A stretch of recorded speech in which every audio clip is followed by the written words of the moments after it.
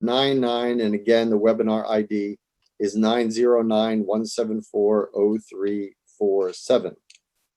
To call a meeting to order on the remote meeting, I will call each of the members just to verify that they can hear us and that our audio is fine. So in the order I see them on the screen here, Mr. McQuaid, are you present? Here. And Ms. Adams, are you present? Here. Ms. Luck, are you present? Yes, I am. And Mr. Jeffries? I am here. Okay, and Madam Town Manager, you can hear us and speak as well here, correct? Yes, I'm present. Okay. I will start the meeting as it was voted last week. We will start with the pledge. I will share an image of the screen, and then we will have Ms. Adams was kind enough to oblige to lead everybody who would like to recite, or she will recite, on behalf of everybody, the pledge. So let me just share that. And as soon as you see it, Ms. Adams, go ahead.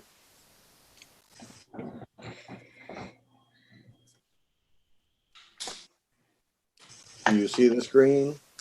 I don't, it just says screen sharing. I don't know if other people can see it or not. No, I don't see it either.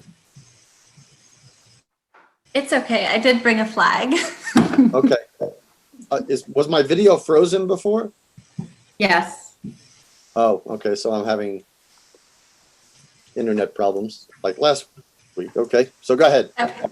Okay, sure. I pledge allegiance to the flag of the United States of America and to the republic for which it stands, one nation under God, indivisible, with liberty and justice for all. Thank you. Thank you. Okay. For those who are at home, if my video freezes, I apologize. I'm doing the best with the wonderful bandwidth I don't have here on my location. All right, we'll start. Is there any public comment tonight from the board? Just raise your hand as usual. Miss Luck. Thank you. I believe the whole warrant should be reviewed tonight, and any articles that possibly can be passed over at town meeting.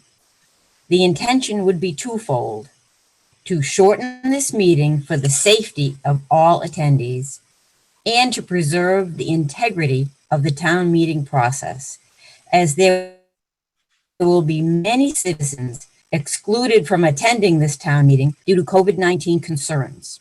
Those in attendance will want to limit discussion to ensure the meeting is as brief as possible. It's not going to be a very open town meeting. In particular, the articles which should be moved to the November town meeting so that they may be considered correctly with the necessary amount of discussion and input from all concerned citizens who'd attend under normal circumstances include Article 6, Capital Improvement Plan, Article 21, Streetlight Conversion, Article 23, Earth Removal. Last Friday, Governor Baker signed legislation allowing municipalities the ability to use stabilization funds for any purpose without legislative body approval in FY21. To me, this is a clear signal that the state expects municipalities to be unable to meet their obligations without pulling out all the stops.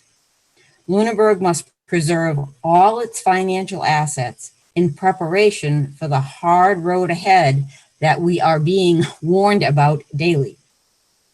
Any spending articles that can be moved into the November meeting should be.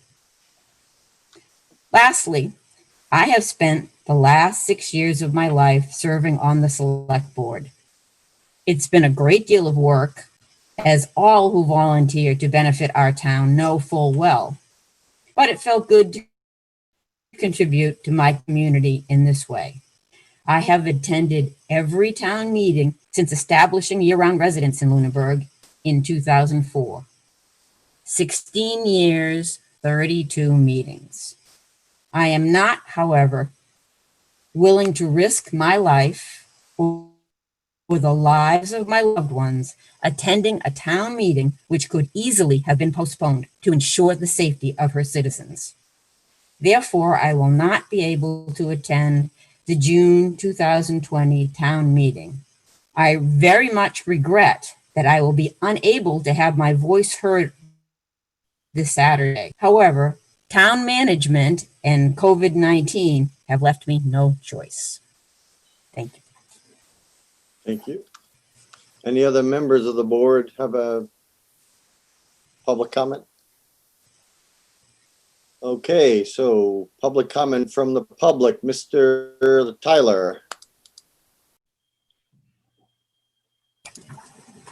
Change the name if you want. Mr. Tyler.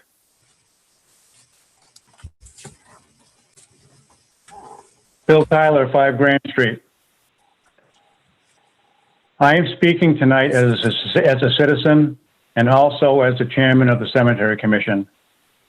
The commission has not met formally since February, so these comments reflect my own opinion, but are shared by other commissioners as this subject has been discussed many times over the years as a matter of public record. The disgraceful condition of the town cemeteries over the Memorial Day weekend was an insult to the families who were visiting their loved ones, and especially to the many veterans that served our nation and have chosen their final resting place at our town cemeteries. The families were outraged and saddened by the lack of respect to their family members. This is a time when the cemeteries should look their best. Unfortunately, it was an epic failure. I want to reiterate to the citizens of Lunenburg that at the present time, the Cemetery Commission has no say, input, or control over the maintenance of the town cemeteries. The charter states that the day-to-day care and maintenance is under the supervision of the town manager, who has delegated this to the DPW director. As was mentioned by Mr. Passios in last week's public comment, the current plan is to share DPW resources to help when there is a need. Clearly, there was a need. This plan has not and does not work for a variety of reasons. I can assure the citizens of Lunenburg that if the commission had been able to direct the maintenance of the cemeteries, this debacle would not have happened. It is clear to me that change is needed and is way overdue. This town has a history of being reactive to problems instead of facing them and taking corrective measures.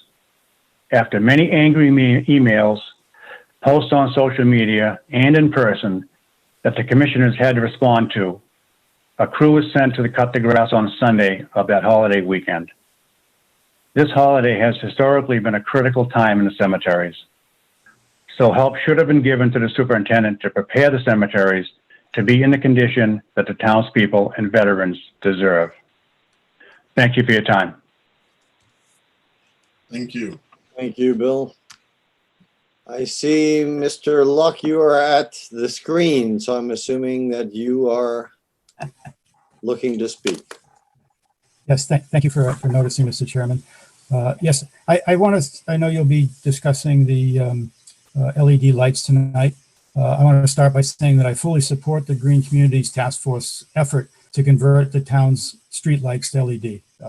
That's important, and I support it 100%. However, I suggest that this article be passed over at June 13th town meeting. First, there has been very little public engagement regarding the details of the two options, and none about a potential better strategy, such as perhaps evaluating if we really need 336 streetlights before we buy them. As of now, just 4 days before town meeting, we are not aware of which option the task force will propose to be voted on. The information prepared is not complete and as of yet is not readily available to the public. More work, discussion, and education is needed before such a significant step is taken by the town. Second, every day, including today, the state is sending clear messages the town's costs will be up and state funding will be down. The state has just made a special provision allowing the BOS alone to move money out of stabilization accounts to meet the significant financial challenges ahead. To eliminate the need for town meeting vote on such a transfer of funds is a very big deal and very telling. Now is not a time to spend $40,000 to $90,000 of our hard-earned free cash, even if the payback seems great. Finally, a town meeting with all of the safety issues and valid health concerns that will keep much of the public away from the meeting is not the right time or place for what could be a lengthy discussion and education. There is very little, if any, downside to moving this article to November town meeting, along with other similar free cash funding requests that have been made, including the capital. We need to get through the next few months to see what our state funding reduction will be, and also to see what the increased cost to open our schools will be before we commit our valuable free cash to these important but not urgent activities. Please move and vote to pass over Article 6 Capital Improvement Plan at the 13th July meeting, as well as this streetlight proposal if it's separate from that. Thank you. Thank you. Any other public comment from the public? Okay, seeing none. I have no announcements. Madam Town Manager, do you have any announcements? I do not. Beside that town meeting is this Saturday? Right. Okay, Oh, appointments. I have a question. Where has it been advertised that sign in to town meeting starts at 8? There wasn't anything on the warrant, and I haven't seen anything. Of course, I'm not on Facebook, so I wouldn't know. Where has that been advertised? It was sent to the paper last week, but she had already sent it in early for publication, so it's in this week's paper. So it won't be, no one's going to know till Friday that sign in starts at 8 on Saturday. It will be put up on Facebook as well and on the town website. It hasn't been yet, but it will be. Yes, there are some items that we wanted to go over as far as setup. There was one change to last week's plan. But is the 8 a.m. start was established? That's not a Some time start ago. time, it's a check-in time. It's a check-in time. And Okay. you could always check in. The 8 at a.m. 8 o'clock. check-in has been known by, the BOS for a couple of weeks. I find it hard to believe that it hasn't been made more publicly available yet. You could always check in at 8 o'clock before. It's the normal At time. every meeting before, you could always check in at 8 o'clock. So it's nothing new. We're just suggesting people not wait till the end, but it's always been check in at 8 o'clock. Well, then it should be on the warrant that check-in starts at 8. Okay, It should but always be on the you're warrant. making it sound like we're doing something different than we haven't, and we're not. The check-in is the same. We're just encouraging people not to wait till the last minute, which is what people have normally done. Right, So we're not trying to exactly. hide when people should check in. No, but there should have been a greater effort to make people aware that check-in starts at 8 because, as you said, everybody waits till 5 minutes of 9 to show up. It just should have been because you're not going to be able to start the meeting at 9 because there's going to have to be 6, the check-in is going to be so much more laborious. And it's so dangerous. I mean, it feels like you're not even taking this seriously. That's what it I'm sorry, that's Feels the like to me. impression that you have. That is clearly not our stand, and that's not how we're treating the whole thing given the whole plan and the layout and how we're trying to accommodate everything. So I understand No, you don't. feel I that think way. I'm sorry you feel that way. actions speak louder than words. Okay. Ms. Adams. Oh, I was just going to ask if we can just put Phyllis's idea of announcing the check-in just on the sign outside the high school and maybe the one outside public safety, just check in 8 o'clock. I don't know, maybe then we're just drawing more people at 8 o'clock. I think you just don't know, I think you don't want everybody to come at 8 o'clock. So maybe there's no right answer. But either way, the sign that says school facilities are closed should probably be updated to town meeting because clearly it's going to be open. Yeah, I had requested that. Okay, with such limited time, like Phyllis pointed out, probably being sure that tomorrow the sign's updated. Because I'll probably be pretty irritated if we go through all this and we don't get a quorum. Okay, 7:05, discussion on policy to approve outdoor seating and outdoor liquor sales per COVID-19 Executive Order number 35. Madam Town Manager, will you introduce that? Yes, so according to the governor's guidance for phase 2, there's a number of documents that we received last week that allows alcohol establishments with a retail food permit to open with a number of requirements. And so the variety of documents that you have in the Google Drive were all advisory and guidance documents from the state as far as what should be included in their reopening plan.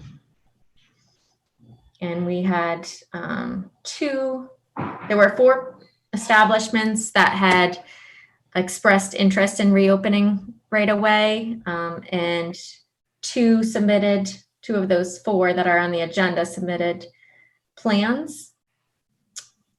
And you'll see those in the Google Drive as well. That's On the Rocks and Ember's Pizzeria. I'm assuming we need to have a plan to Yes. consider this, correct? Okay. Yes. So the people who are interested, who don't have plans tonight, I'm assuming will have plans next week. Correct. There are already a few in the Google Drive for next Tuesday. Okay.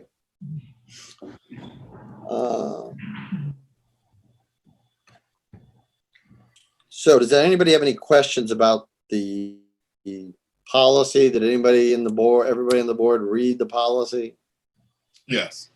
I don't have any questions. Anybody have any questions about it? Comments about it? Mrs. Luck? Will there be a person at each shift in the establishments who is responsible for all of these, like ensuring separation of 6 feet or more between all individuals? And things that are going to come up So- every time the restaurant's open. According to the information submitted for On the Rocks and Embers, that they're going to have an additional person on duty just to do that very thing. And I think we know from our previous dealings with Ken Ricker that he's a really responsible business owner. And I also think that there's another component to all this, which is if you don't feel comfortable going to a restaurant, you're not going to go. So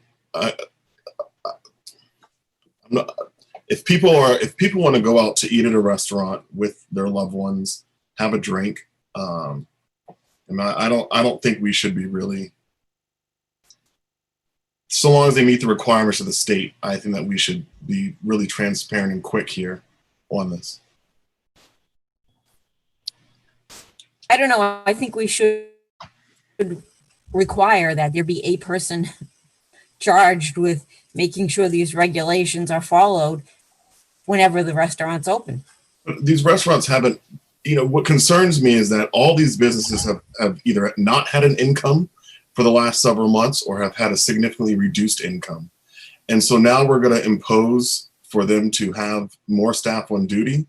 I really think that there's a personal responsibility here that comes into play. I would, based on your comments, Phyllis, I would gather that you're not going to go to On the Rocks and you're not going to Embers. So I think that the person who is going to On the Rocks and who will be going to Embers if they reopen, more than likely they're going to be probably with a friend or two, and they are going to be in relative proximity to others. And based on the seating that is planned for the area, and again, in the Google Drive, it details who the extra employee is that's going to be working. I don't know if we should make that a requirement. I think it should be optional. I think that Hold on a second. I'm going to ask the people use to raise their hand. Ms. Adams has had her hand raised, so please use that so I can direct people. We can't have a free-for-all, otherwise no one's going to follow this. Ms. Adams.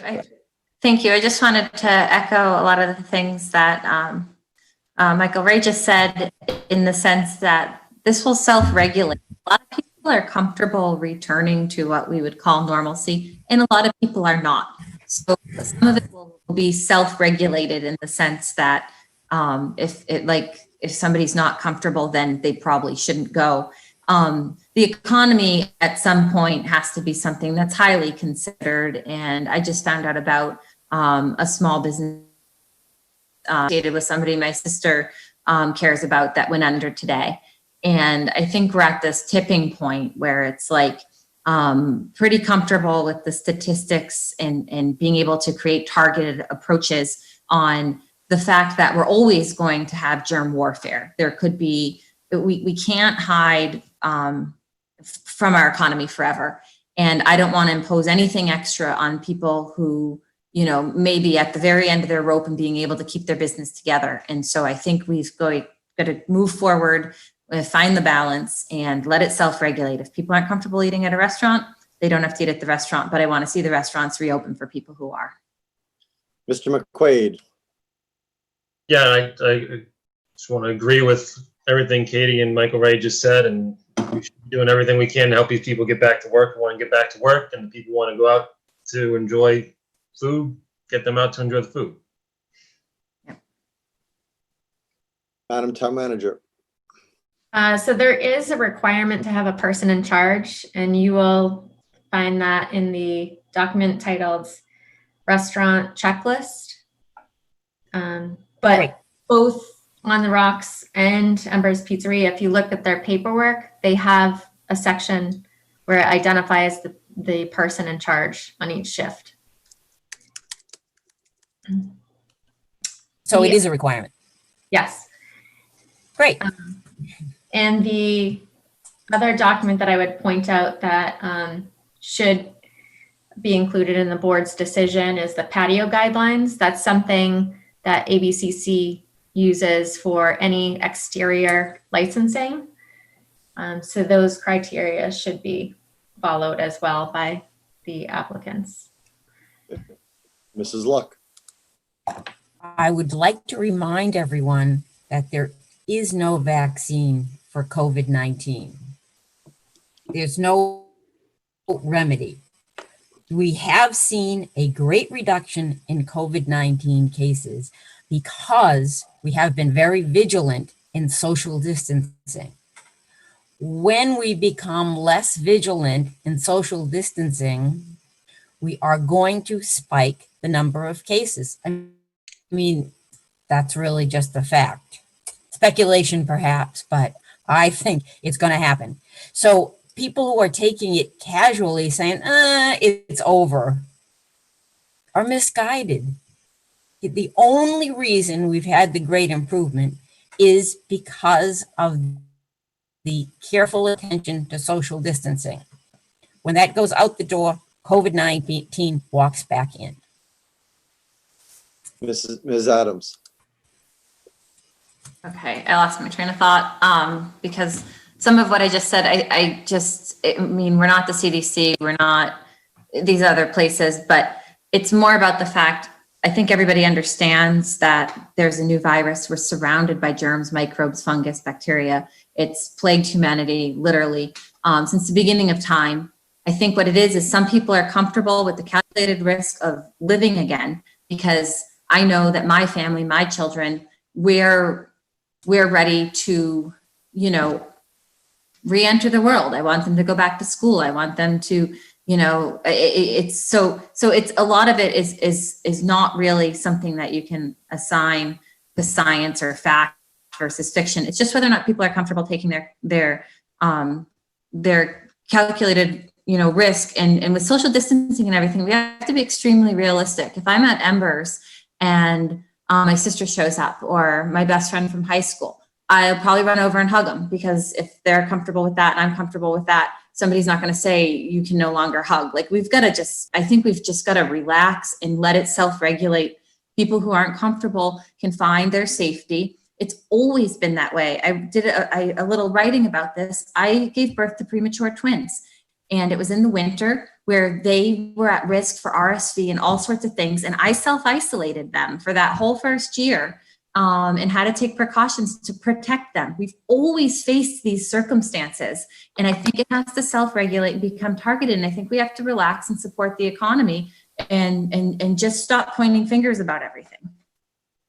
Okay, we need to move on with this. I would put a general statement. I agree with people who want to open it up. I agree with self-regulating. We have to remember that going to restaurants is completely discretionary. It is not a necessity of anybody's life. If you feel uncomfortable, don't go. But I'm not going to try to over-regulate people's. We're going to follow the governor's guidelines, but I'm not going to cause people to go into more financial distress by overburdening them with all these things and hiring extra people when people can just not go if they don't want to. Obviously, we want to make sure that they have the guidelines to follow, but we're not going to have people policing. We're not putting security cameras so we can catch people who are 5.5 feet away from other people. That's just not what we're going to be doing. So 7:30, I can't believe, I don't know how we got on schedule somehow, but so we have possible applications. So what applications do we have, Madam Town Manager? Just the two from the two on the rocks and embers? Yes, Is that correct? correct. I will unmute Mr. Ricker.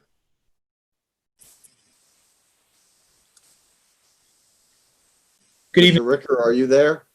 I am. Okay. I don't know if you want to start out by saying anything about the plans you put together that we see that we submitted to us. No, not really. Tom, I just want to mention both establishments have had outdoor seating from the get-go. This is strictly just to add more seating. Ms. Luck has mentioned the social distancing aspect. Everything will be as the state wants. Actually picking up all brand new furniture out in New Hampshire. Michael had mentioned it as well as, excuse me, I'm sorry, Counselor, Selectman, I forgot your name, Miss. But it's costing us a lot of money to do this stuff. And Michael had mentioned, and it's so true, we're way behind the 8 ball as it is. We are losing money every day. I'm doing about a third of the business I can at Embers. I didn't open on the rocks for to-go food because they're too close to each other. They compete. Their menus kind of share in different things. We're very anxious to get going and started with on the rocks menu as we've had for years. And I'm picking up the furniture tomorrow. We're getting it all set pending on this meeting to expand and just seat more people. We're not going full tilt. We're just trying to go where I can make some money. Because at the point now, if I open my patios, I'm not going to make money. Therefore, why am I opening? Trying to do the best I can to keep my customers happy because we have a really good loyal base, a lot of great community members that come in all the time, especially the people from the condos. And we're really just looking to get back on track in our way that we can be normal and make some money. That's really what this is about for me.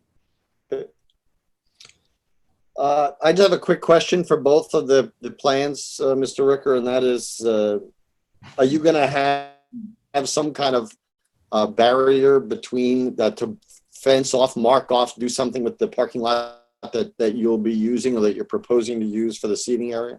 Yes, I can. I'm not going to put I'm not going to, if you allow me to, I'll have to, but I can't afford to put a fence. No, I mean, just some kind of barrier to mark so people know that this is for seating and we don't have people who are accidentally driving there because they're not paying attention and it's a parking spot and they don't see the chairs. We're putting some heavy duty picnic tables up, and I was honestly going to put a one of those, I think they call them snow fences, the orange ones, but I'm trying to get one that's not so Ugly. Thank you. Better word, yes. And, but I've been driving around. I'm from Leominster, and Luca's restaurant and North End Diner, and I'm looking around, and I don't understand these either. Miss Luck had mentioned it. They're not allowing us to sit indoors, but all these restaurants are putting in these huge tents with walls. So you have a ceiling and 4 walls that you can go eat in, but I can't open my door and go eat in and open the windows and be just like a tent. But I'm not really sure how these laws are coming out with these rules, but I will put a fence if you want. None of these places have fences that people can go freely. No, again, I want to be clear. I'm just looking for a demarcation, even if you mark it out with, cones or something, just to mark out where the spot is. That's all. Oh yeah. I'll do whatever you suggest. I'll do as I always have with the selectmen, and whatever you want me to do, I will. I'd like to keep it as, cost efficient as possible, and do something like that. Draw a line, but I'm able to do everything except put a permanent fence because I don't want to drill into Yeah, no. When my pavement. or as one member of the board, I wouldn't even suggest that. That's not the point. Mr. McQuaid. Yeah, in the same vein, because it is right on the street, I didn't know if there's any way just to protect against vehicle traffic, if you can rent a Jersey barrier or a big retaining wall block or something, or make sure an employee parks at either end of this patio to bookend it, just to make sure nobody accidentally drives into the seating area. Yeah, I understand. I am keeping it. If you do go down the lakefront, the way that they put the condos into the road, that berm, goes straight away, and then my parking spaces are a good 15, 18 feet in. I'm not going out to the edge. I'm not looking to do that. I'm going to stay probably 6 or 7 feet in, so it's not even close to the direct line of traffic. That's not what I'm looking for at all. But I'll try to put up one of those. I'm looking at a green one actually, just so it's a little better looking fence around each one I'm just trying to keep the cost low. Furniture's costing me enough as it is. Sure. I guess my only question was about that. Madam Town Manager, have you reviewed this? The These plan. applications? Have I reviewed The on the- application. Have you reviewed the applications? Yes. And do they meet to your satisfaction? Do they meet the governor's guidelines? I think since we're only a week into having these guidance documents, I think on short notice, this is sufficient. I would like to see it kind of incorporated into a form.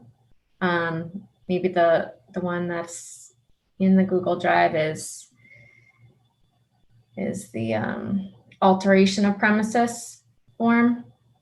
Yep. And that would just certify, like maybe a certification clause that they're going to adhere to the state's guidance, just to cover.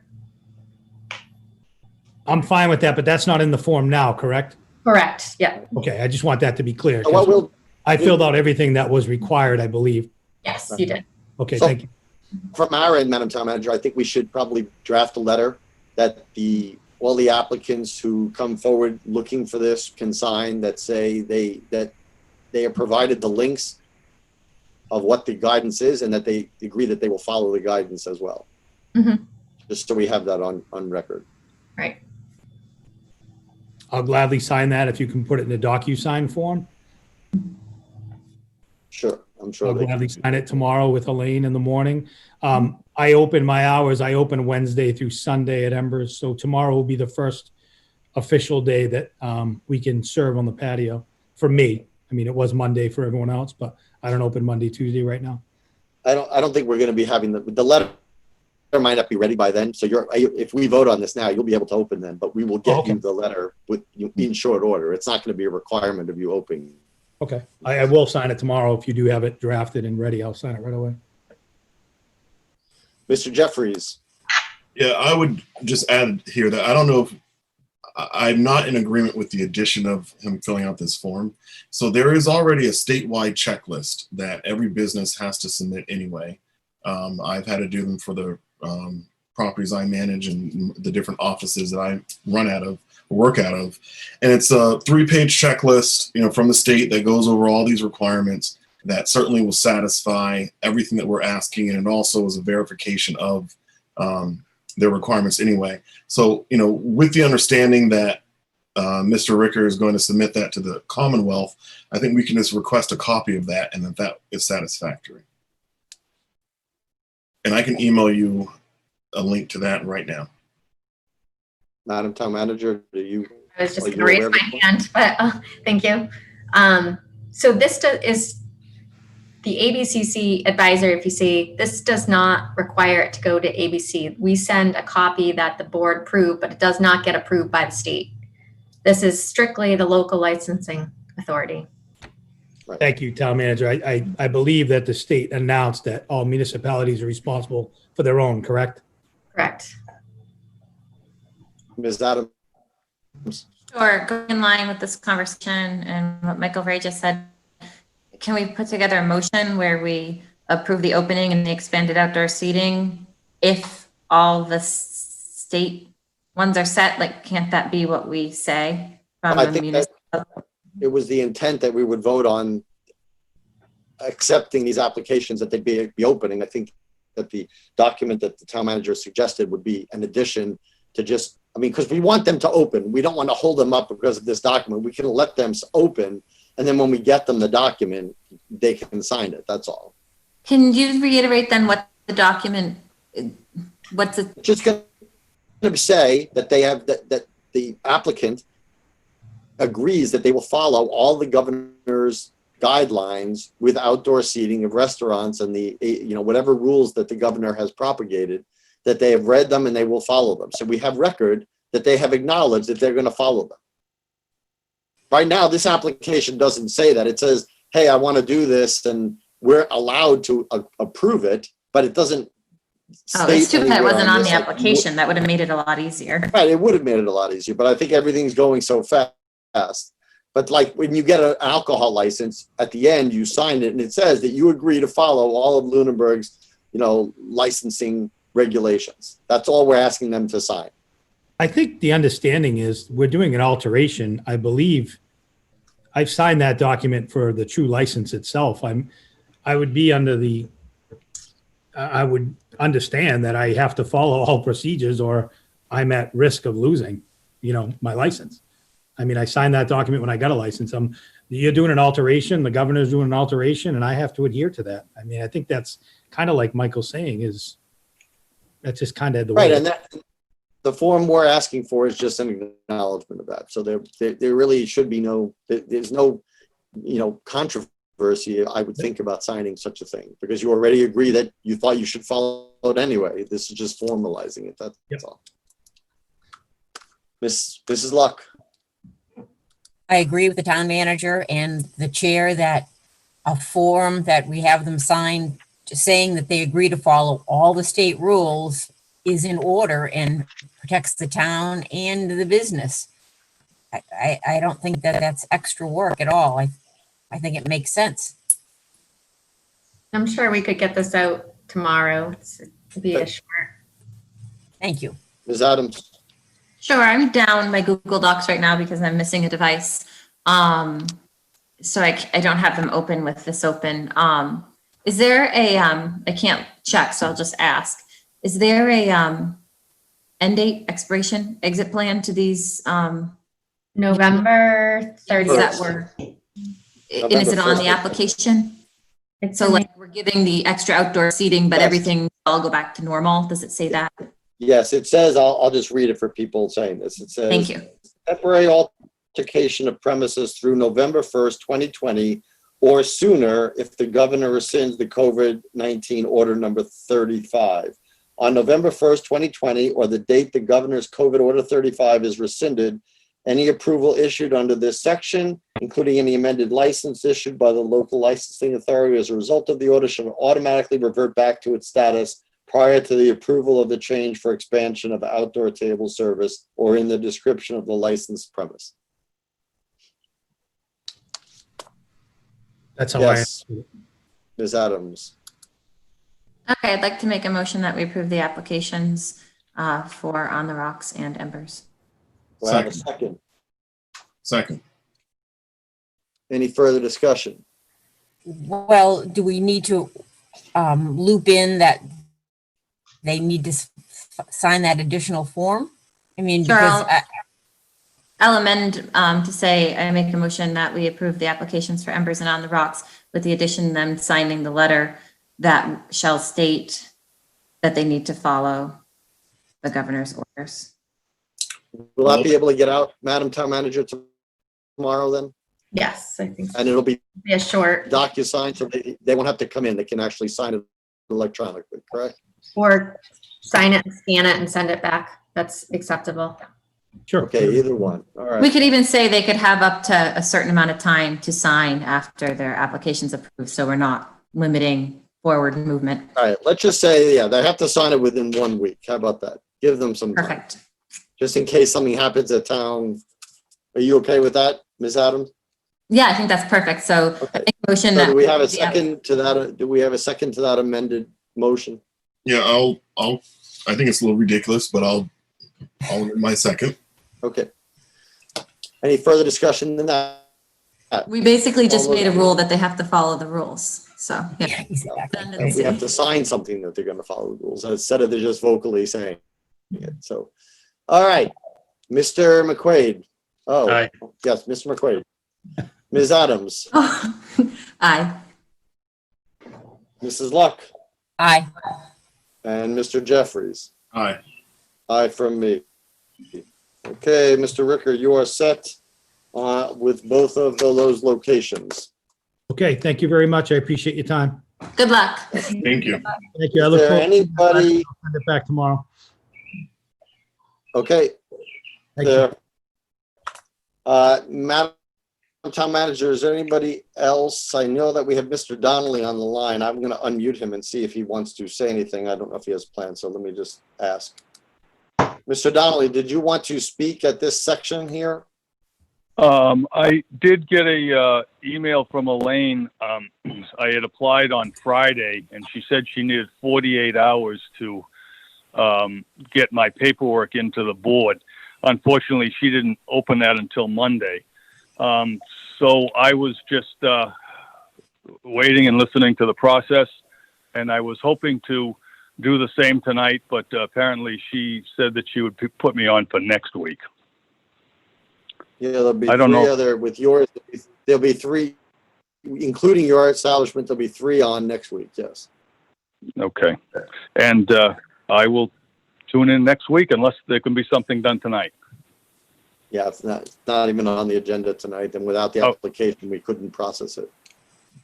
Okay, I will wait till next Tuesday then. Thank you very much. Thank you.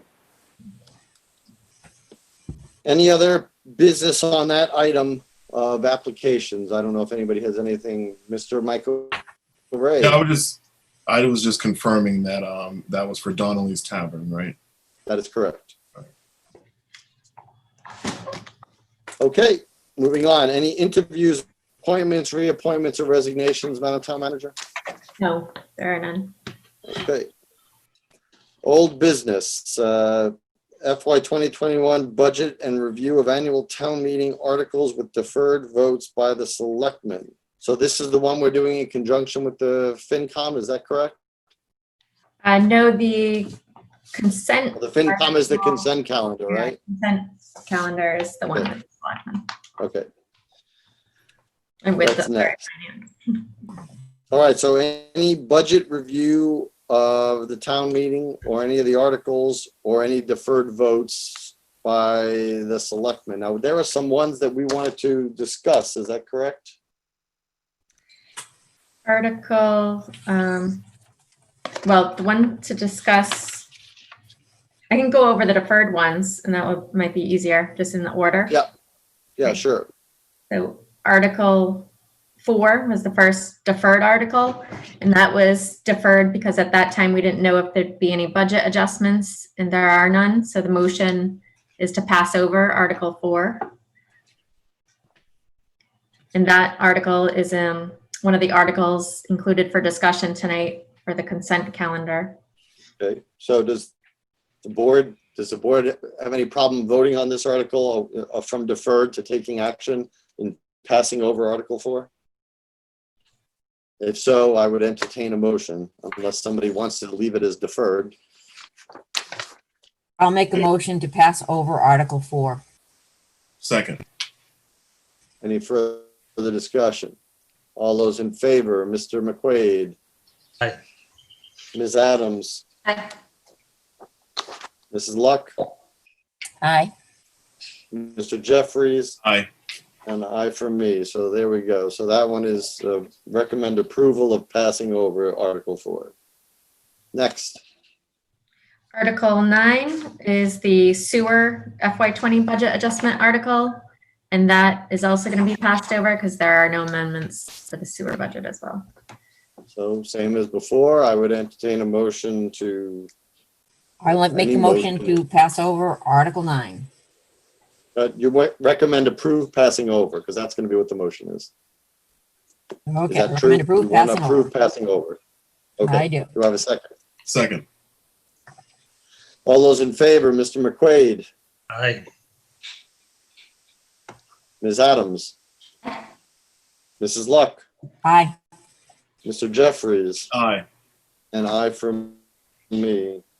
Next, Okay, Article 21, I think is the next one.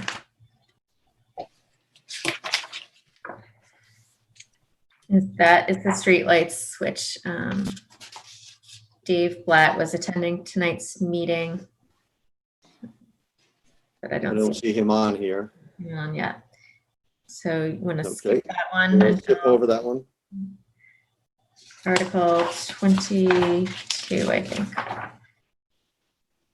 Yeah, so 22 was the earth removal that not only transfers it to the board, the planning board, but also makes the changes that they want. And we were deferring that, I believe, and please correct me if I'm wrong, because we wanted to hear what the opposition viewpoint might be. Yes. So the question is, does anybody want to take a position on this that they want to vote? Or do they want to hear what's going to be at town meeting? Oh, wait. I'd like to recommend passing over this article. Well, that's not the motion. It was a huge, is long, not- Yeah, but that's not the motion. The motion that's in the motion sheet is, this is from the planning board. They're not issuing to pass over this. So our recommendation is going to be on this. The other two are going to be passed over because there's nothing to vote on. we Ms. can't pass Adams. over this one. Well, we can't recommend, we are either recommending approval or not approval because we didn't submit it. It's from the planning board. So they would have to pass over it. Ms. Adams, did you have your hand up? Yes, August is when everything renews, and I think it would be nice to bridge the gap and get this where I think it needs to be. I think I would vote that we recommend approval. Or I would make a Got a motion, motion? recommend Do approval. I Sure. do I have a second? I will second it for discussion purposes. I mean, I still wanted to hear the presentation of know. the argument. So, and yeah, I think Mr. Jeffrey, how would this vote work now that there's a motion to recommend? So, I mean, if we say no, because I think we're trying to wait to defer this, then aren't we saying no to the, I mean, how does this motion work on our voting? No, saying no doesn't mean no. It just means we didn't vote to recommend it.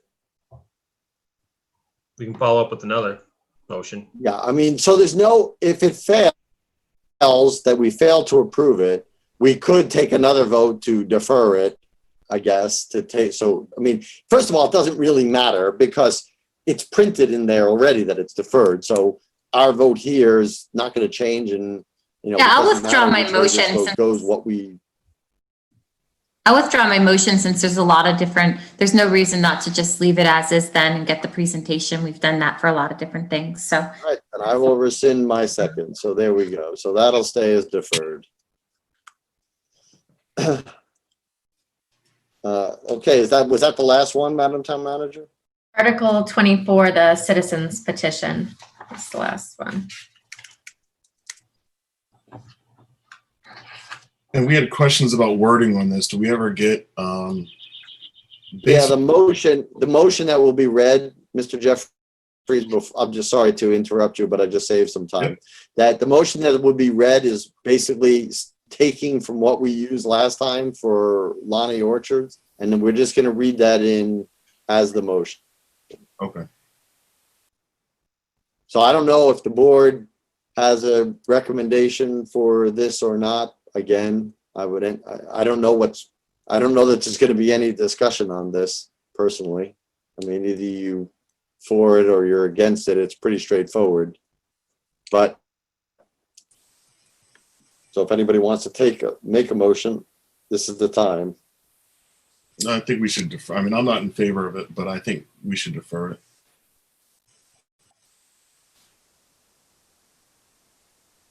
Okay. And then it is deferred. Okay, so Mr. Blatt should be signing on shortly. If you want to hold on. And is there any changes? Are there any changes in the budget that we need to review or in the proposed budget? No. Okay.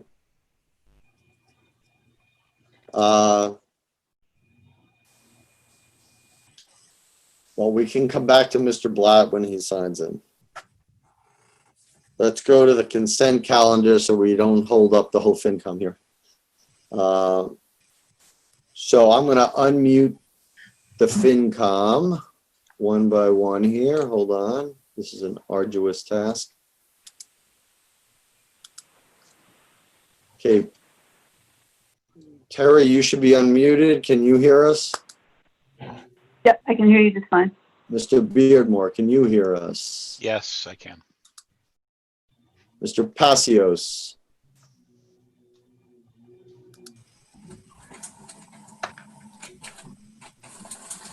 And He's too comfortable there at the beach. there we go. Mr. No, Mr. I'm back. Passios, can you hear? I can. I just left All the right. seat for a minute.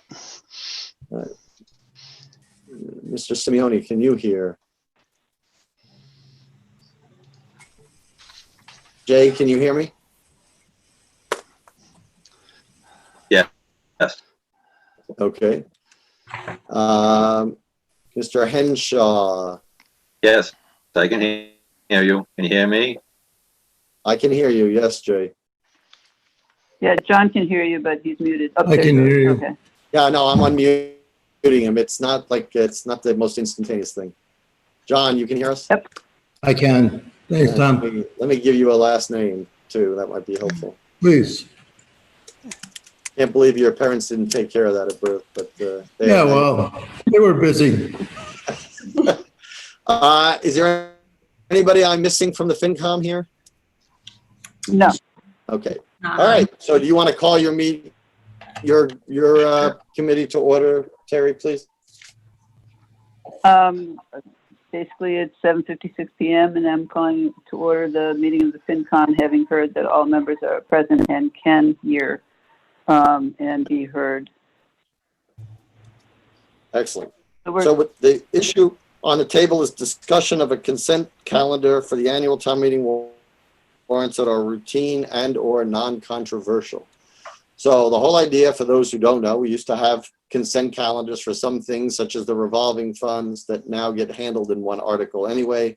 The whole idea here is to take some of these 24 articles and some that should not cause any, like they're just more ministerial than anything and they shouldn't be controversial, to group them together and get a consent in one vote instead of entertaining them all individually. The way this would work is the town moderator, if and when we come up with a consent of articles, we'll read them out one by one. And if anybody wants to put a hold on one and pull it out of the consent calendar, they will be able to. But everything that's left in there with one vote, we can either approve or disapprove together, and therefore severely shorten the time it takes to read everything and do all the formalities of town meeting time just to get to a simple vote.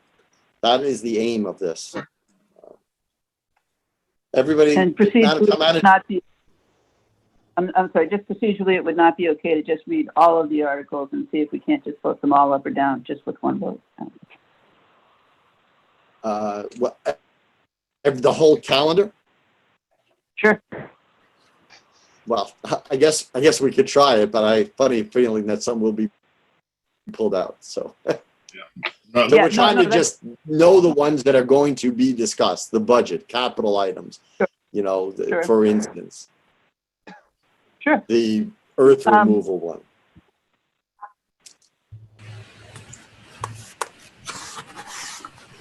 So let's start. So the ones that I think should be the easiest to include is there are, I believe, Mr. Beardmore. Yes. Peter, you're quiet. Can't hear you. We can't Sorry. hear you. Sorry, I had my There we go. typical Yes. Zoom etiquette. I muted myself. Just a procedural question. Is the expectation that all of the articles that would be on the consent calendar would be approved as written in the warrant? Or is there some expectation that a new motion for each article would be printed as part of the consent calendar? Madam Town Manager. I can answer that. So the moderator would read aloud the motions for each article. So for instance, Article 1, that the town vote to pass over Article 1. And all those motions would be read as one block. Okay, so it's basically what Terry just described, but the town moderator would read it. Right. Okay. Yes. So the four easy ones that we'd like to put on there are all the ones that we're intending to pass over, which are Article 1. Which other ones, Madam Town Manager? 4, 9.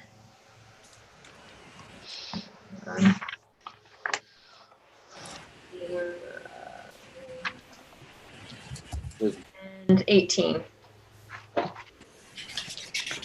So those four. So the people that either those articles have nothing to do because they were put in there in case there was adjustments that don't exist, or in the case of 18, the TCP Building Design Committee has opted to not have to present their report, but just they'll make it available in printed format and forego any presentation.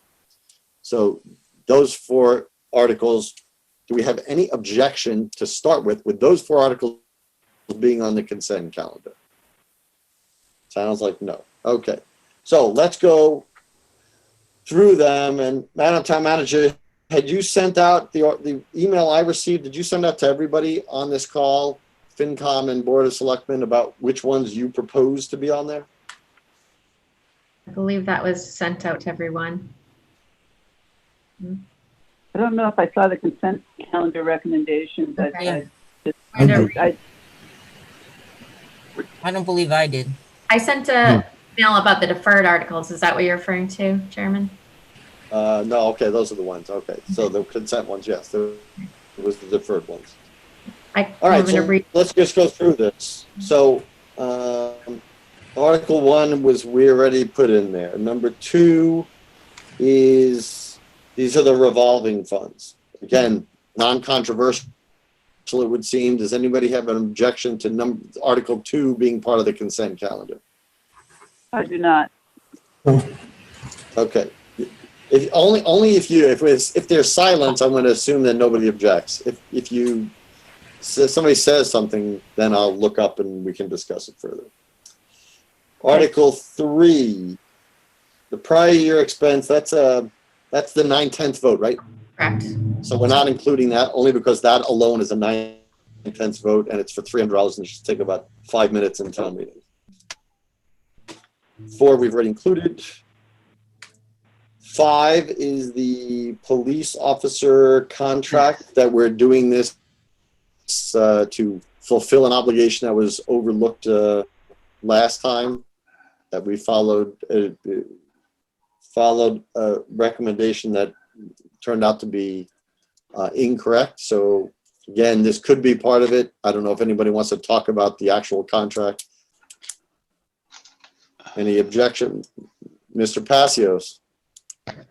Yes, we were promised that town meeting would be given the dollar amounts of the cost of the contract on town meeting floor when this came up. I personally, after doing all the legwork to get this straightened out, I would like to see us spend 5 or 10 minutes on this article. It's a no-brainer. We just get the information, give the information to the voters at town meeting, vote on it, and we're done with it. So I do not want to see it on the consent calendar.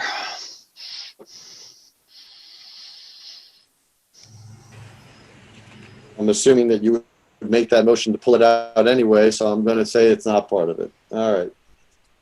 Number 6, the capital plan. We're not putting the capital plan on. Number 7 is the budget, and that's not going on a consent calendar. Stabilization fund, depositing into the stabilization fund. Are you recommending that, Madam Town Manager, be on the consent or no? No. Okay.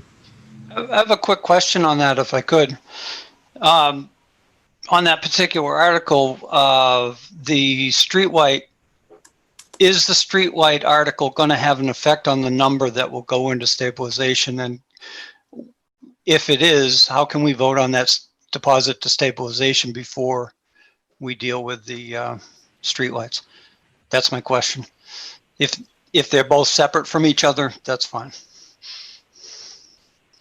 It's coming out of the free cash, so the source would be free cash. So if the free cash amount is changed, then yes, it would change. There's no way around that. So that, Okay, his so question my is- point his is question, that how is it before? How are we doing the stabilization fund article before the streetlight article? I'm sorry, why? Well, how? If the street article affects the free cash, that would affect the deposit into. Will it affect? I mean, that was his question. Is it, will the streetlight article, if passed, affect the number we can put in the stabilization fund? That's only if it's the motion as agenda amended. The amount right now doesn't affect, Okay. but if So the capital plan changes, I mean, there's a number of things that come into play. You have to take them individually. Okay. but that's my Mr. point. Beardmore. You can't deposit into. I'm sorry. Go ahead.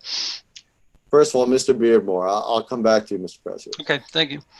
Yes, so this is kind of, I view this as a chicken and egg scenario. You got a certain amount of money, it goes in a couple of different places. If you don't choose one, then you got to put it in the other. But the history on this, just so that everybody is aware, is this was not budgeted for as part of either budget scenario in the two that we've done.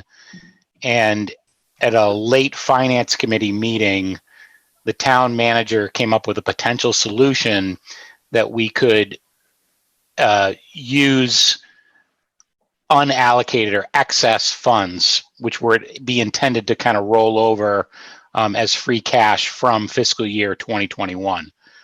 And so theoretically, if we were to follow the town manager's recommendation on this and approve the streetlights, my estimation is that we wouldn't need to come back to it if we followed that course of action. Now, that being said, times have changed over the course of the last few weeks, and I have an opinion that all of that money should be put in stabilization, to include the unbudgeted or unallocated funds. And I personally am leaning more toward the position that Mrs. Luck outlined earlier in terms of, or Mr. Luck actually outlined earlier in terms of the streetlights. So I think there's some discussion to be had here, but I don't see this as being an order issue unless we allocate all of those funds into stabilization, get to the streetlight article, decide we want to fund the streetlight article. We then have to go back and revisit the stabilization article, but only in the scenario where we allocate those previously unallocated funds. Well, that's what Mr. Passio, as I said, I'd come back to you. That was my point. We had that discussion in a finance committee meeting. I think it was that there was some interest in taking, whether it be all of the unallocated free cash or the balance of the unallocated free cash. If we did go along with the streetlights, there's still money left over, and putting that directly into stabilization rather than it rolling over into 2021. And my current position is it all should go to stabilization, every red cent of it. But that's a discussion for Thursday and Saturday, in my opinion. And that's why I think these are Okay. out of order. Okay, well, I think that the amounts that the town manager has put in her budget, the order is not affected. Now, if what Mr. Beardmore says, that somebody decides, hey, I want to put everything that's available and unallocated into it, that would change it, but that's not what the article is as we speak right now. Like the town manager, that means somebody's going to change her recommended budget. So the answer to your question right now, Mr. Passios, is if everything, and I think the town manager alluded to that, if everything passes as it is presented in the warrant, and then there's no order problem. But if somebody makes an amendment to the nature that Mr. Beardmore is saying, then it would be. So, all right. So the point is that's not going with the stabilization fund one is not going into the consent calendar. I don't think so. After all that, thank you. All right. Sewer enterprise fund. Is this, can this be a consent calendar? Is there anything controversial about the sewer enterprise fund? Nope. Didn't we already say that? We're going to go with that? No, that's, you're thinking about 10. That's changes. Oh, 9, that's right. 9 we already went to. I'm going to 10. I'm sorry. I already skipped it. 9 is included. I'm going to 10, the actual sewer enterprise fund for 2021. Thank you, Peter. So can we put that on the, does anybody have any objection to putting the sewer enterprise fund for fiscal year 21 on the consent calendar? All right, let's put it in 10. Number 11, transfer funds of $30,000 into the sewer capital reserve stabilization fund. Any objection to that being on the consent calendar? No. No. 11 is on. The $656 to the OPEB sewer trust fund. Please tell me no one's objecting to $656. I don't think we can afford that. All right. The solid waste disposal program, Article 13. Again, anything controversial about that, or can we do that as a consent? I Consent think it we put it is. on. Okay, number 14, the water department. Finance I committee. know that we had discussed deferring it, and I think we haven't had a chance to go back and re-vote on that. I don't know if anybody has any objection to it. I don't have an objection to it being on the consent calendar. We deferred it because we didn't know what it was.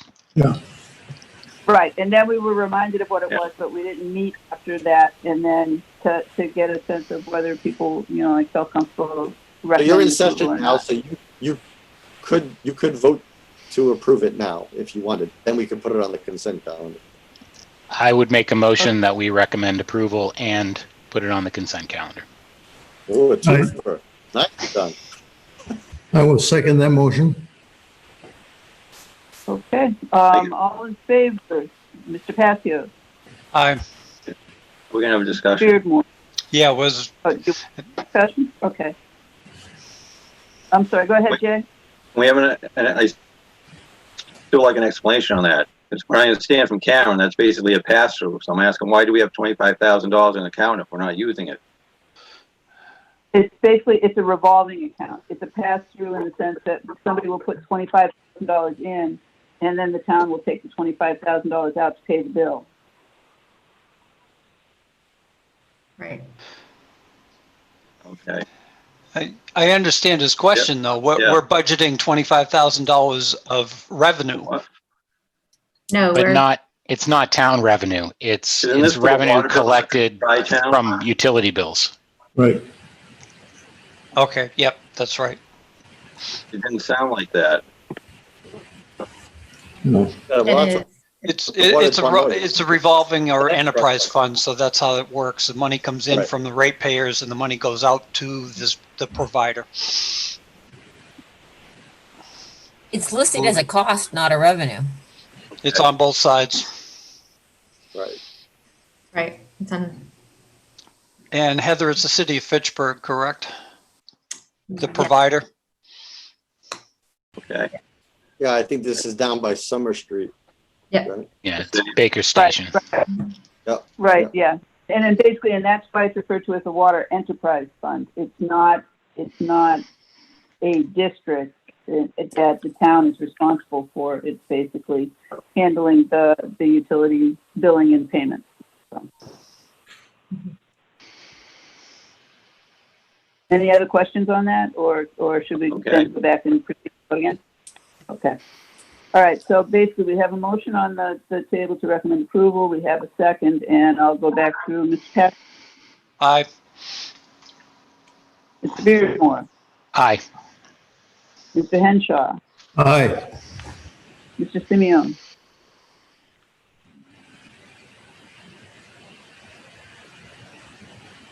I can't hear you.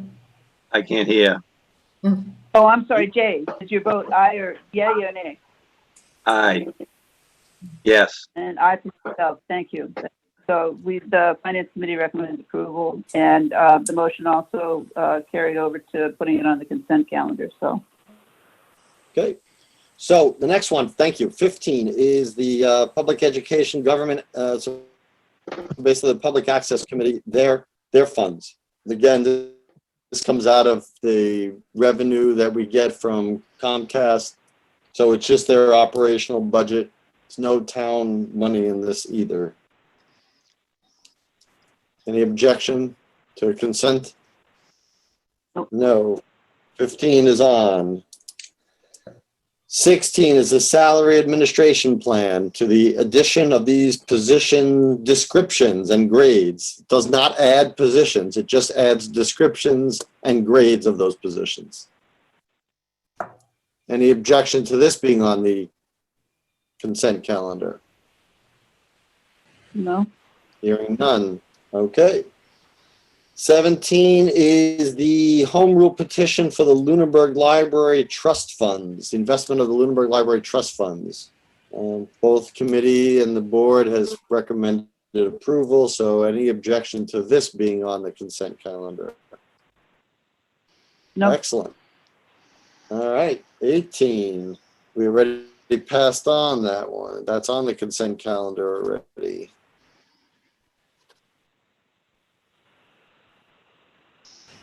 All right, 19 is the dog kennel modifications. So basically it's adding more descriptions to the dog kennel bylaw that we have. Any objection to? Yeah, I think anytime anything about dogs or pets or anything like that comes to town meeting, there is desire for both sides to be heard, and I think that should be left off the consent. I think the town moderator felt the same way, that he thought that this one was going to spur some discussion.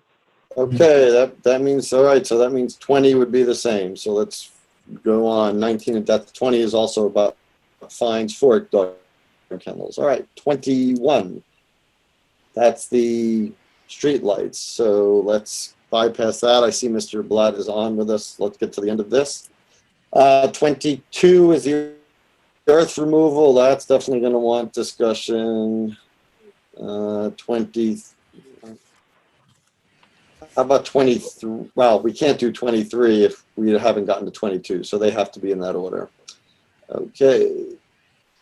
And then we have 24, which we said was the license. All right, so we have, just to follow up, we have 1, 2, 4, 9, 10, 11, 12, 13, 14, 15, 16, 17, 18. Those are the articles we have for the consent. That's 1, 2, 3, 4, 5, 6, 7, 8, 9, 10, 11, 12, 13 articles. That's more than half of the warrant. Mr. Chair, could I ask one more question, just procedural wise with this consent calendar? Go ahead. Can anyone on town meeting floor object to any one item in the consent? Yes, that's, yeah. It's like, Okay, it's like when we go through it's like when we go through the omnibus budget, that Yep. you can call a hold. Yes. Okay, thank you. Okay. Do you guys, the Well, that- FinCom, Terry, do you want to remain in session while we hear from the Green Community Chair? Well, that's You a tough can remain question. I on, but you don't have to guess- remain in session. I'm just asking you. Yeah, we'll remain in session. If he says anything that's going to cause any changes to any of our, is he basically going to go over for you guys to make your vote on recommending it? Yeah, we wanted to hear from him because at the last time we heard from him, there were three options and we wanted to be clear about which one his committee was going to be recommending. I'm unmuting Mr. Blatt as we speak. All right, we'll probably hang, and then if it comes back for anything that we need to be, we'll release at the after he finishes. Okay. Mr. Blatt, can you Thank you. hear me? Yes, I can. Can you hear me? I can. All right. Amazing technology. Okay. So welcome to the joint meeting here. Okay. The subject before us is the streetlight proposal that your committee is recommending. Yes. So we want to know a refresher here on what of the three options, just remind us what the three options were and which one you are recommending to town meeting. Okay. So the three options are do nothing, pay for Unitil to convert to LED and have them continue performing the maintenance on the system. And the third option is to purchase the system from Unitil, purchase the system from Unitil, have the town of Lunenburg convert to LED, and then do the maintenance on the system. Based on the projections, based on the 15-year projections for cost savings, it is our recommendation that the town of Lunenburg proceeds with purchasing the streetlight infrastructure and converting them to LEDs and continuing from there forth, managing it themselves. Now, remind us what the cost of that is. What is the cost? Obviously, we would need to get Unitil's exact cost because as I'm speaking now, the cost is changing. So what approximately is the cost to purchase the system? Okay, so I'll go through I'll take the two steps. The cost for us to purchase the system is roughly $91,000 from Unitil. That was the last one we received. That's the last estimate we received from them. Based on what happens with the system, where the system's at, that cost can go up or down. But no matter what they tell us, it will never be settled till the day we finally take over the system. Sure. Okay. The cost for them to convert would be roughly $47,000 for them to convert it and continue with the maintenance. The big difference will be in if we go with Unitil converting to LEDs, we save roughly $31,600 per year. If we convert, and based on maintenance fees from other towns that have used, that I've talked to a couple of different companies, we would save $58,000 per year. So the time for ROI is 18 months for them converting. The time for ROI is 19 months for us converting. However, at the end of 15 years, we would have saved $350,000 more if we own them. Over how many years? 15 years. So we save 20K more a year for 15 years. That's correct. Thereabouts. Thereabouts. Okay. And so the proposal is that we're going to use a green grant to the next round of green grant to do the upgrade. However, even if we don't do that, we still save an additional 100 and 250. So an additional like $15,000 a year over what Unitil converting would be. So your plan is contingent, like the savings you're saying are contingent on there being green community funds next year. And the reason, and please let me, I just want to spell out the whole procedure and then you can tell me if I'm correct in these statement of fact. That first of all, the green community funds, the applications are in March and they're only once a year and they're not rolling applications. Is that correct? That is correct. So if we don't pass it now, but we pass it, and we have to, in order to apply for the conversion, we already have to own the system. Is that correct? That is correct. Okay. So if we did defer this and we passed it and we brought this up in November,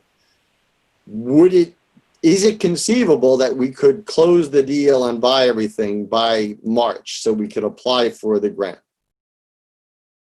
It's And conceivable. that's for the town manager as well, I guess. I would ask the town manager that as well.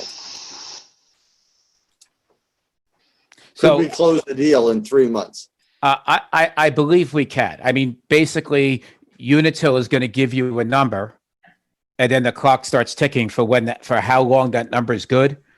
But it's conceivable that we could own the system that quickly. Now, understand if we own the system, we could lower our costs substantially by performing our own maintenance. I understand. I just want to, let me follow my line.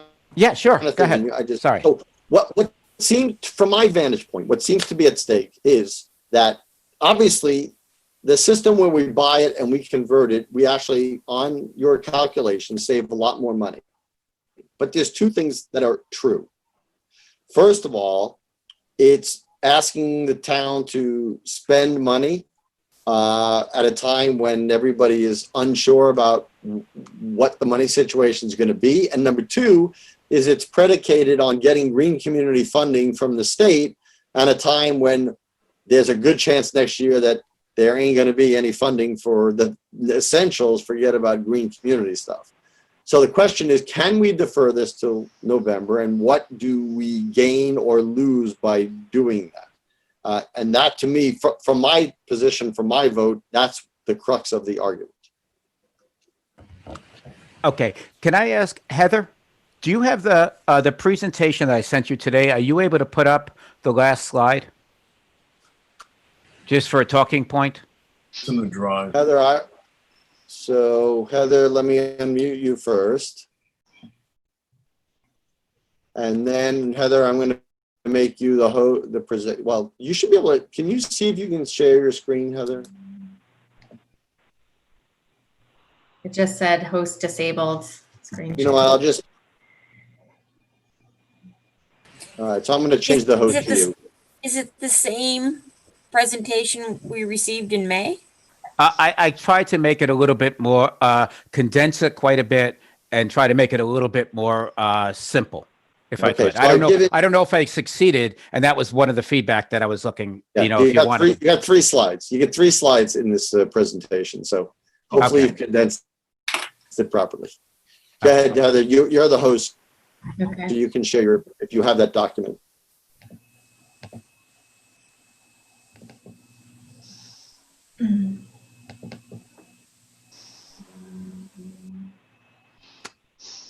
It's the last slide you said. If you do the last slide, it does a 1 year and a 15 year. So that's giving you, based on.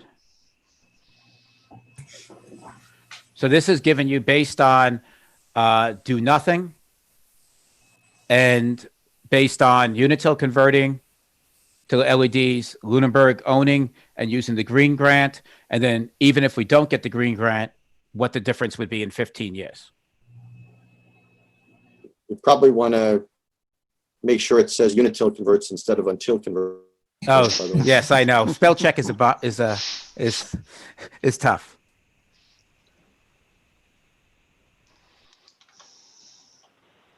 Well, I guess I can see if people are paying attention if you leave it as until, right? Well, they're going to ask you, what do you mean until you convert? When are you going to convert? Yes. Mr. Chair, Selectman Adams has raised her hand. Yes. Ms. Adams, go ahead. Sure, yeah, I just wanted to, I mean, I'm repeating what I said when we went over this in the meeting, and I really like what the Green Community Task Force has done in the past, and anything environmental and things like that. So I definitely support going LED where there is some cost savings, and it's environmentally friendly. But I mean, we can talk about it at town meeting and things like that, but I just wanted to put out there that I think one of my biggest fears is you can't have buyer's remorse. If we take this on as another, municipal thing, look, we didn't even have our cemeteries mowed for Memorial Day. And so although things may look good, on a slide or with projections where we don't know what the contract will look like with the person who will take care of our municipal lights, and we won't be able to control cost changes with them. I think we really got to be very careful adding something else to our plate. Mr. Chair. Mr. Jeffries. Mr. Jeffries. Yes. I have a question. I'm going to echo some of what Selectman Adams just said here. And my question first, though, is just to verify to Heather, is the intent that this would be administered by DPW? The maintenance contract, I believe. So, Yeah. Understand today, the way it works with Unitil is that they will only come to look at to work with a light if the town manager or the DPW call them, or the police. So in that respect, it's going to be no different with the maintenance at all. In terms of the, Heather, in terms of the actual Day-to-day operations, yes, that would be the department that it would naturally fall under. Okay. And so for this discussion, I think that it would be, under normal circumstances, I would like to support this. Since I've been a selectman, I've been concerned about the condition of the town pound, which is under DPW, cemeteries, which is under DPW, storm drains, which is under DPW, staff retention, which is under DPW, trash bags and on the sides of roads, not getting picked up, which is under DPW, and the fuel tank process. So I cannot support anything else going to DPW until we address the issues with DPW. So just to be clear, the DPW would not be fixing these. I understand that there would be a maintenance contract. It's administrative. It would be administrative, as are the other things I just mentioned are all Be administrative. outsourced. Right. So, I mean, what I think what Mr. Blatt is saying, and I don't want to put words in his mouth, but from what I heard, is that the DPW, along with the police department and the town manager, are the ones who report lights now to Unitil. All they would do would be reporting to a different company. That's it. That is correct. So I mean that right now, well, basically, it's the maintenance contract I thought would fall under the town manager's area for as far as negotiating that, and then the maintenance itself would be the same as it is today.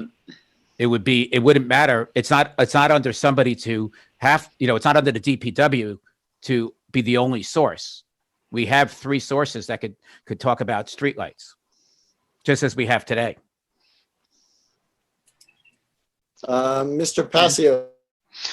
Yes, you've covered some of the things. I was really concerned that, and I don't disagree with Mr. Jeffries about the issues of DPW, and you have heard from me in the past already about that. We'll put that to rest for the moment, except for the fact that this will not change their responsibilities from what it is now to what it will be if we do the full purchase and full conversion. The only one thing, and we've covered this many times in many meetings, the only added work will be to negotiate a maintenance contract every 3 years. And that would fall on the town manager because she is chief procurement officer. So I wanted to make those 2 points very clear again. Probably for about the 15th time I've said that. Finally, does anybody know the actual source of the money or the funding authority for green communities. I'd like to know what mechanism or where this money comes from, and have a better feel as to how state funding, federal funding, whatever is going to affect green communities. State. Keep going. State doesn't give me an answer though. Is it the state budget? Does it come from a source like, I don't know, excise tax like we do for certain things? Does it come from a particular generator from the state? Or is it just in the state budget itself? Madam Town Manager? Yeah, I would have to look further into that. Okay, particularly. well, That'd be an easy question we can have for Thursday. okay, thank you. It's just, you know, we're saying that green communities funding is not going to be there and could very well not be there next year. That could be true, but depending on what the funding source is for that actual money, it may be untouched. So I'd like to have that answer for Thursday. Thank you. Okay, so may Mr. I- Beard- I'm Mr. sorry. Beardmore. Okay. Can you hear me? Okay. Yes. As most of you know, I spoke passionately several weeks ago at this meeting about leaving this article on the warrant, considering all of the various circumstances that we're operating under. And my concern around state funding and all of the new obligations that are likely to be applied to our school department long before any state aid is resolved by our increasingly, my opinion, incompetent legislature. The situation is just getting worse and worse and worse by the week. And I want to support this. I think Dave has done incredible work on this, as I've told him twice now that he's been to the finance committee. I just, at this point, I just feel like we don't know more than we did just a few weeks ago. What the amount of what we don't know is increasing, not decreasing. And I don't think it would be responsible to approve this on Saturday. Maybe in August, maybe in October, maybe in November, maybe in May of next year. The purpose of this is good. The ROI is good. I mean, there's nothing bad about it other than we don't know if we're going to have the money. And we don't know how many teachers we may have to lay off as a result of the poor management that's going on at the state level and what flows down into Lunenburg. So, you know, I would, my personal preference is that this gets a full hearing in November once we know more. But if it needs to be heard in May, so be it. I will very likely vote against it. What do you mean?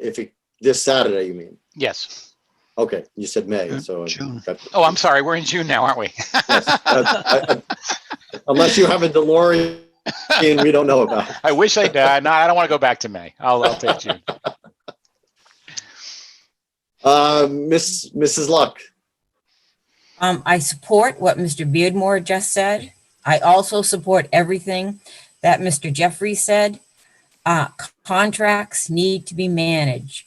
Through my work on the Stormwater Task Force, I know that there are issues with successfully managing contracts. It's not a walk in the park, and we had a great deal of difficulty with that very thing. So I just think we should have a full vetting in November. We don't have the education. The information hasn't been out there. We don't have time to educate the town meeting on Saturday. We need to defer it. Thank you. Mr. Passios again. Yep. Just a rebuttal to that. The information's been available for a very long time. I mean, I've been involved with this indirectly for better than 3 years. The people that want to know about these things know about it. It's self-explanatory. The presentation is very simple and gives the numbers. I hope town meeting sees that this is something that could really help us over the long term and even through the short term. The sooner we get savings into place, the sooner we've got that additional revenue to use for other purposes. Yes, it'll take 18 or 19 months to recoup that initial investment, but that's a lot better return than you've seen on any project we've done in the last 20 years, I dare say. So I'm still going to support it at this point. Obviously, town meeting has the final say. And I had one other point, but it'll come to me some other time. Thank you. Mr. Jeffries. Just so I'm clear, so part of the presentation tonight for us is to see if we can come up with a recommendation. Is that a fair understanding? Yep. All right. And based on my read, it sounds as if we're still deferring all this to Saturday. Yeah, it certainly, but it's a good chance for us to at least know about this particular article. And I want to thank Mr. So, yeah. Go ahead. So I just want to thank Mr. Blatt for all the work that goes into this, and exactly what Mr. Passos just said. I mean, this should be a no-brainer situation for us. It's unfortunate that it is not a no-brainer situation, but it should be a no-brainer. I mean, we're looking at these numbers, and anything that's saving us this substantial amount of money over time, we should be jumping on this bandwagon. And I think we just got to get to a better position internally, so that way we can do this. Just before we leave the subject, I mean, I would say that, again, to me, this all comes down to timing. Do we harm ourselves? Because is there a likelihood that there's not going to be green community money to do the conversion next year, and therefore deferring this to November doesn't affect us, doesn't really harm us to do it? But if we're not going to be able to do it and it is going to be money, then we do put a delay on these kind of savings. I mean, to me, it's just a matter of timing. I am completely in support of this. I am completely in discussing it at town meeting and allowing people to vote on it. It's just a matter of that timing, because if I don't think there's going to be green community money, then we're not behind the 8 ball, because no one's going to get the money, and we'll just do it the following year.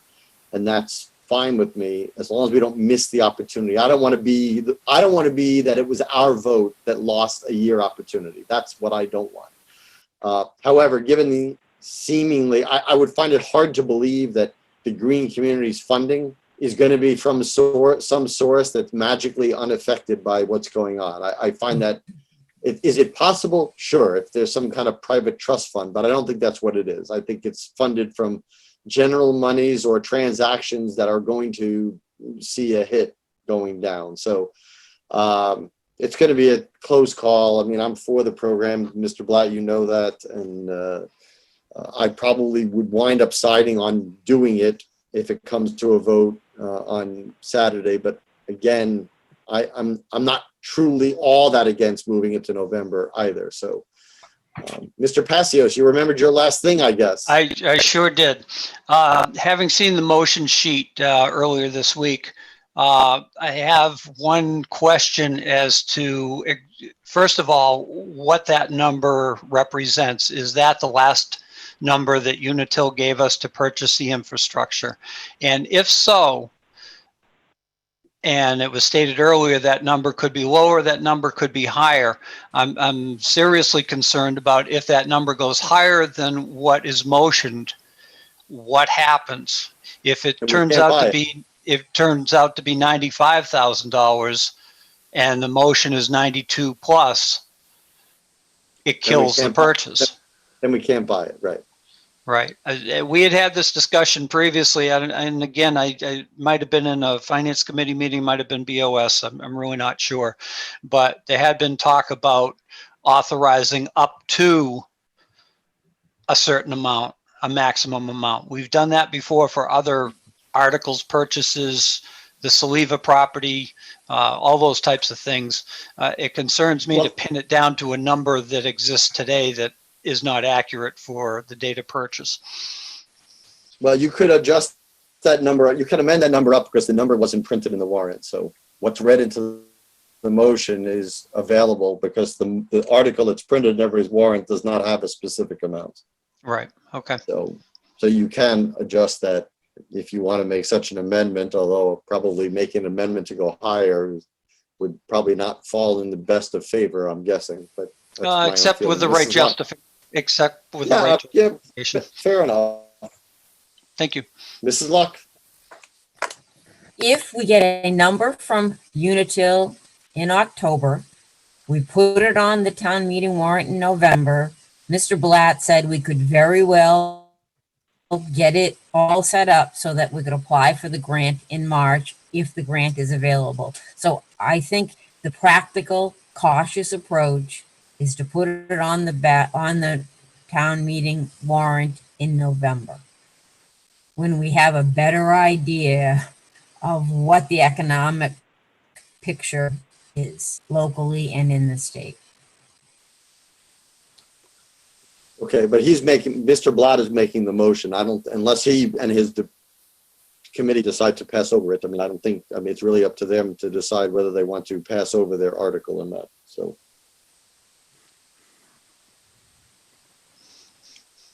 I think we will probably hear this at town meeting. Can I just add a comment Sure. about the amount?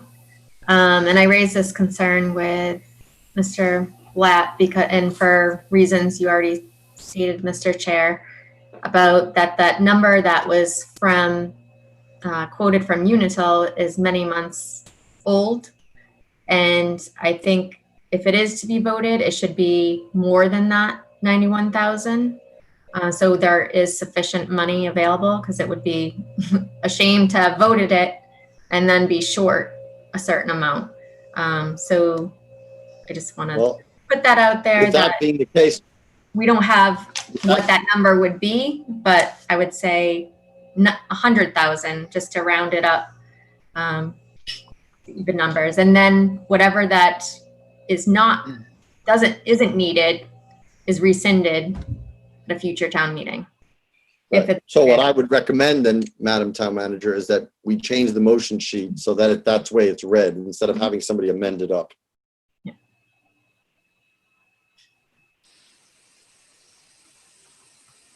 Changing the number up is going to take discussion. It's going to raise eyebrows. Let's just change the number and choose a number that we think is going to be sufficient. Mr. Beardmore. I just had a question really around that number, which is this an arbitrary number that Unitil gives us a number and then can arbitrarily change it a month or 2 months later? Or is this a formula driven number? Like, are we actually dealing with an honest broker on the other side of this purchase? I'll leave the irony of your statement speak for itself, but we don't have they don't have a form that tells us how to do it. We ask them for the valuation and they come back with a valuation. They don't show their work, if that's what you're asking. Mr. Chair, may I? Mr. Blatt. All right, so thank you for that question. So that is something that we've been asking of Unitil as the Green Group for a while. And it was advised to me, somebody who does this for a living, helps towns convert to LEDs and get away from Unitil, said to me that they are supposed to be able to furnish us a 20-year, depreciation or life and death of all the streetlights. And we've asked them for that, but as a group, they have not been forthcoming with that information. So I think a town, you'd be able to get that.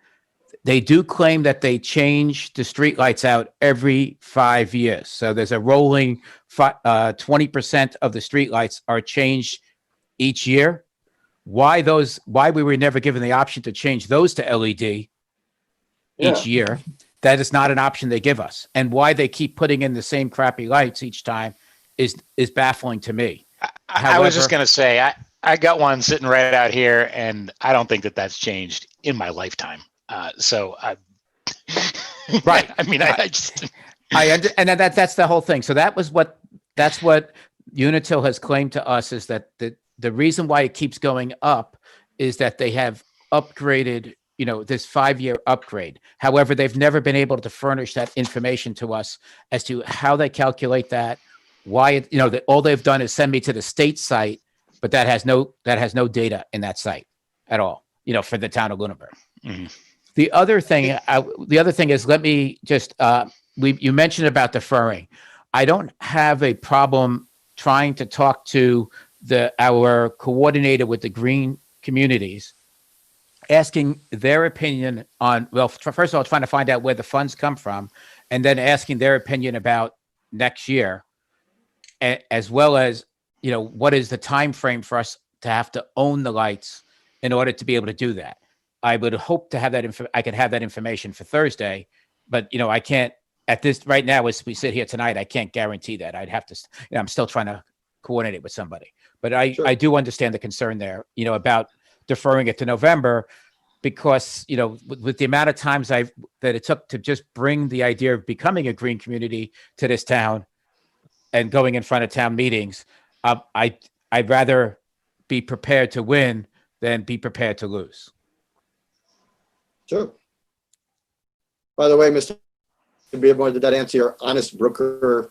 But it doesn't editorial? make me feel any better. I mean, the reality is this is a profit center for Unitil. So Right. That's why I laughed when you said, "Are we dealing with an honest broker?" That's why I would chuckle, because we are dealing with Unitil. So The maintenance contract right now is for Unitil is $50,000 a year that we pay them to maintain our streetlights. If you're happy with the maintenance, if you're happy with what that $50,000 gets you a year, that's what you're doing right now. You're paying $50,000 for them to maintain the streetlights today. And the This is meantime between Ms. Adams. failure on those current bulbs is like what, 4 years, 5 years, probably? I Well, mean, that's what it is. So every 5 years, that they're looking at it as 5 years. That's why they supposedly change them every 5 years. yeah. Ms. Adams,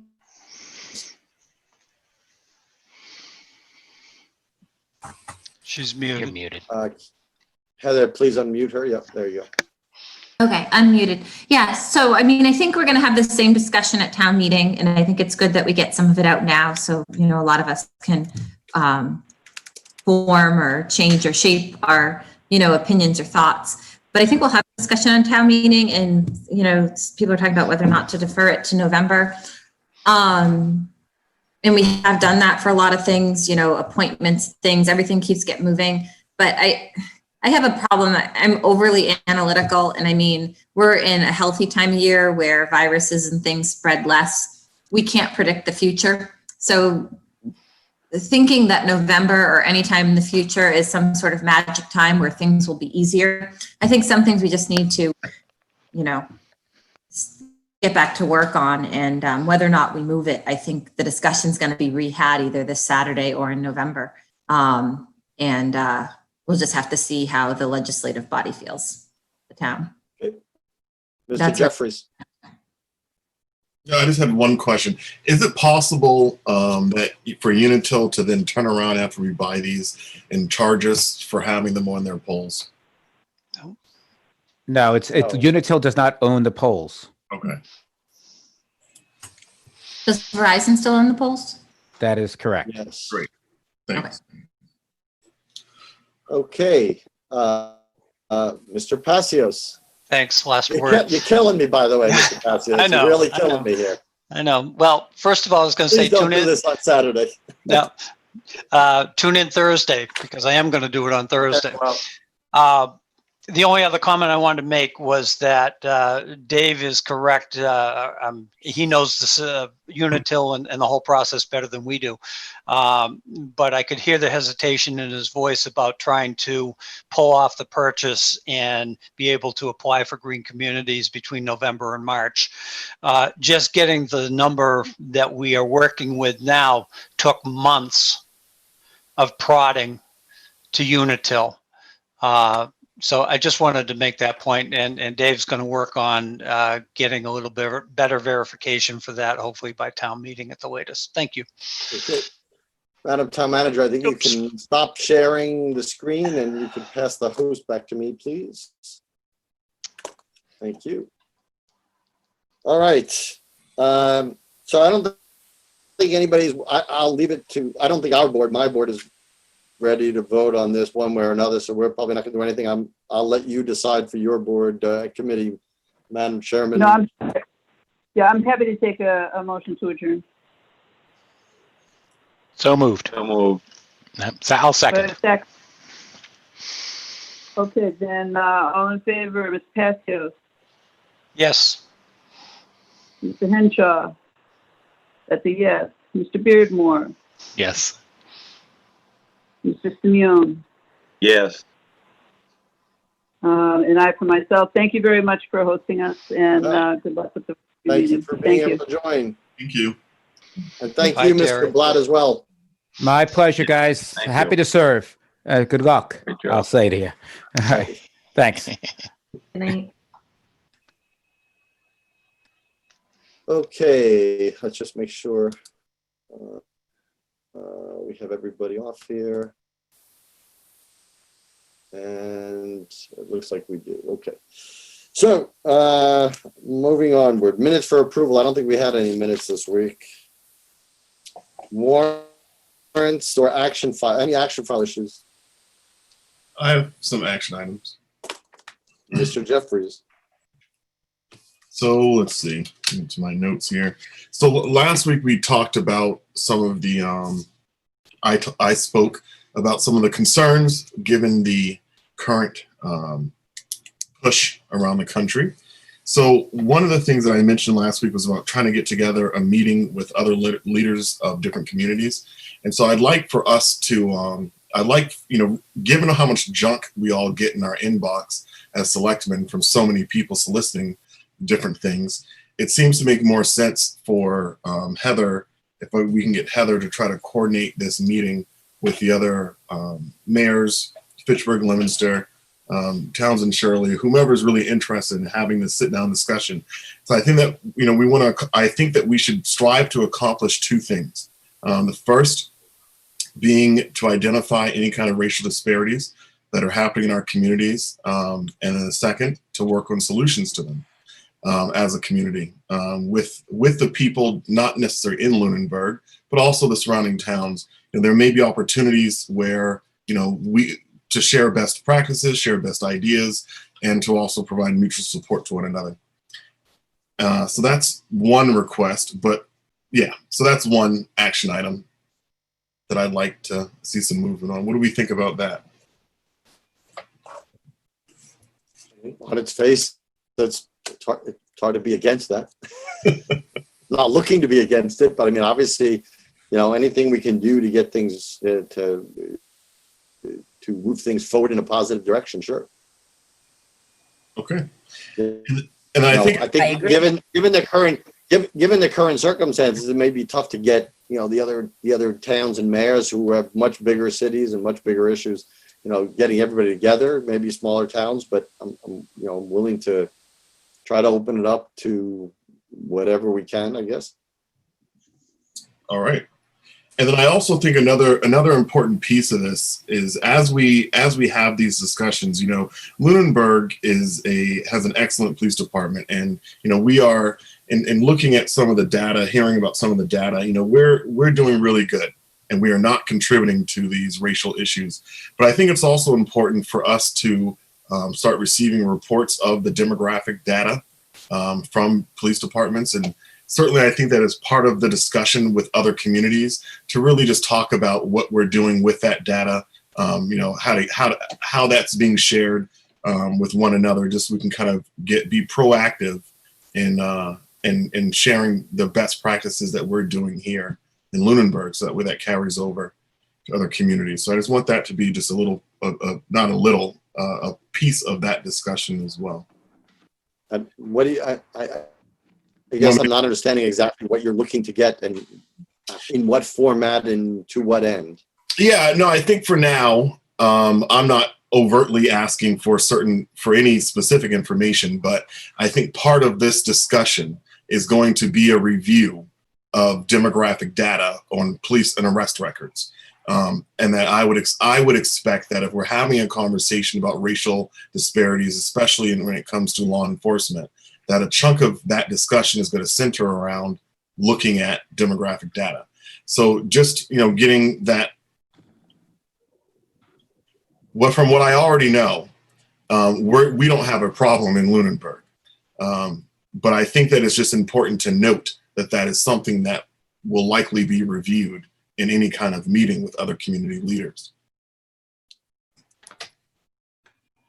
Okay, well, until I see the exact form that you're looking for, it would be hard for me to support or not support that, because I think a lot of the devil's in the details about how some of the, again, on its face, it doesn't, there's nothing objectionable, but how it gets presented and how often, I certainly don't want to add to the workload of the department to put together reports that they may not already be doing. If the data is available, fine. Then that's fine, but I don't want to add to their workload. Yeah, so just to give, I think I have a little bit more of a knowledge base than I recognize as common. So all police departments, when they have any kind of arrest, pullovers, anything, all that demographic data gets recorded and reported. So it's already on file. It goes to the FBI, and it's something that's relatively handy. Here in Lunenburg, and I don't want to stress this too much here because I don't want this to be misconstrued as being anything negative against the Lunenburg Police Department, because from all indications, from the data that I've seen, the Lunenburg Police Department has no problem with any kind of racial issues. But I think that one of the things that will be looked at is, there's no demographic data on let me rephrase this. When police respond to a call, right? Whether it's a domestic violence, house issues, someone broke in, breaking, entering, etc. Any of the demographics on that are really, there's nothing dealing with policing. Let me rephrase that. There's nothing that would indicate a problem from any of that data.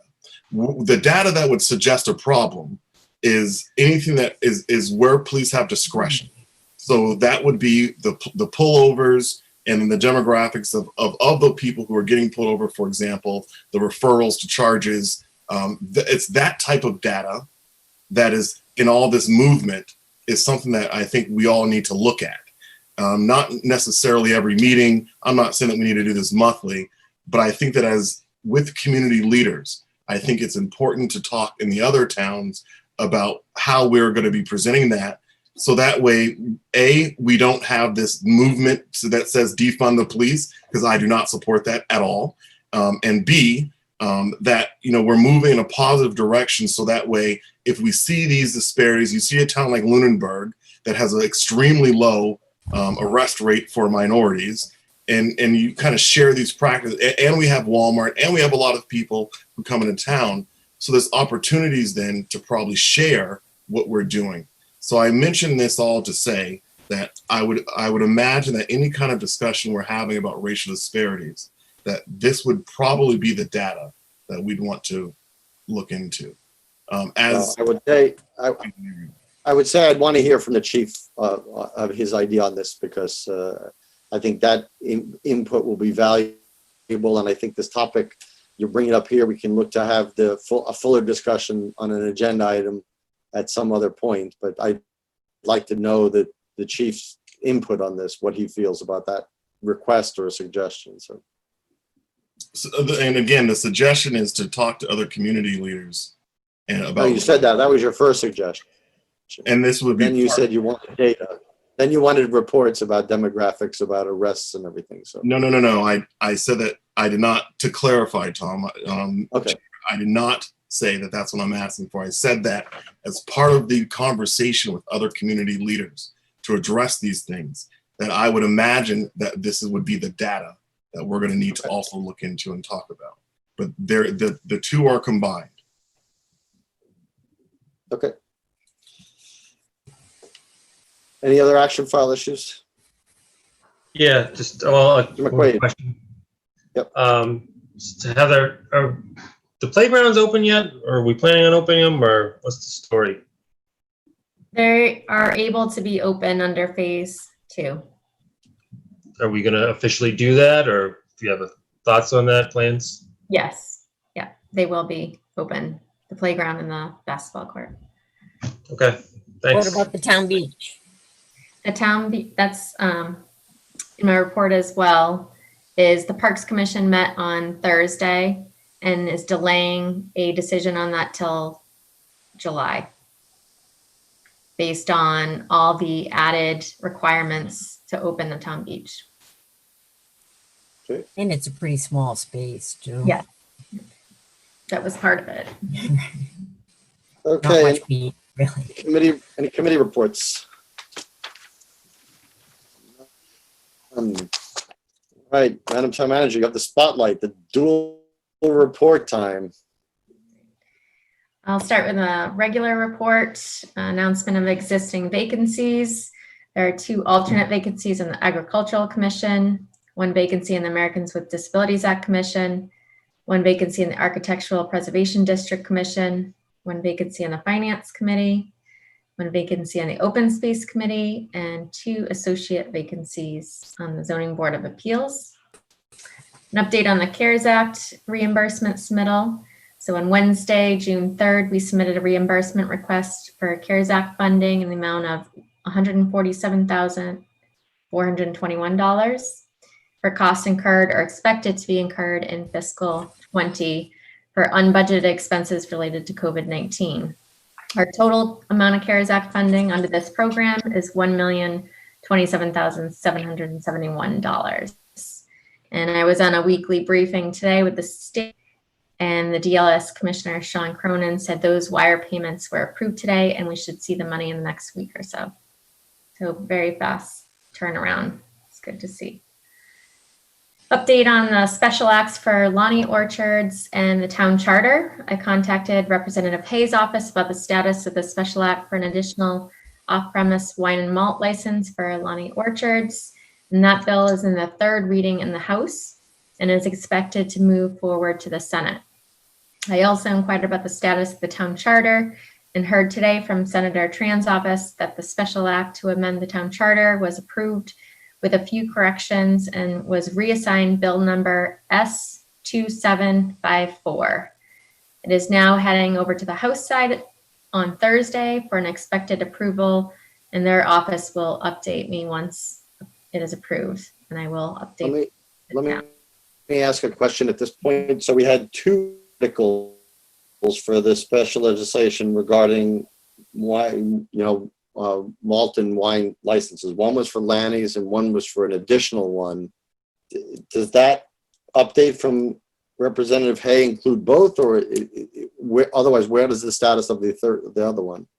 I had reported months ago that the House did not move forward the other bill because it didn't designate a location.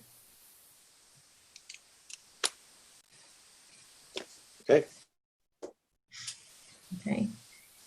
The Municipal Vulnerability Preparedness Planning Grant.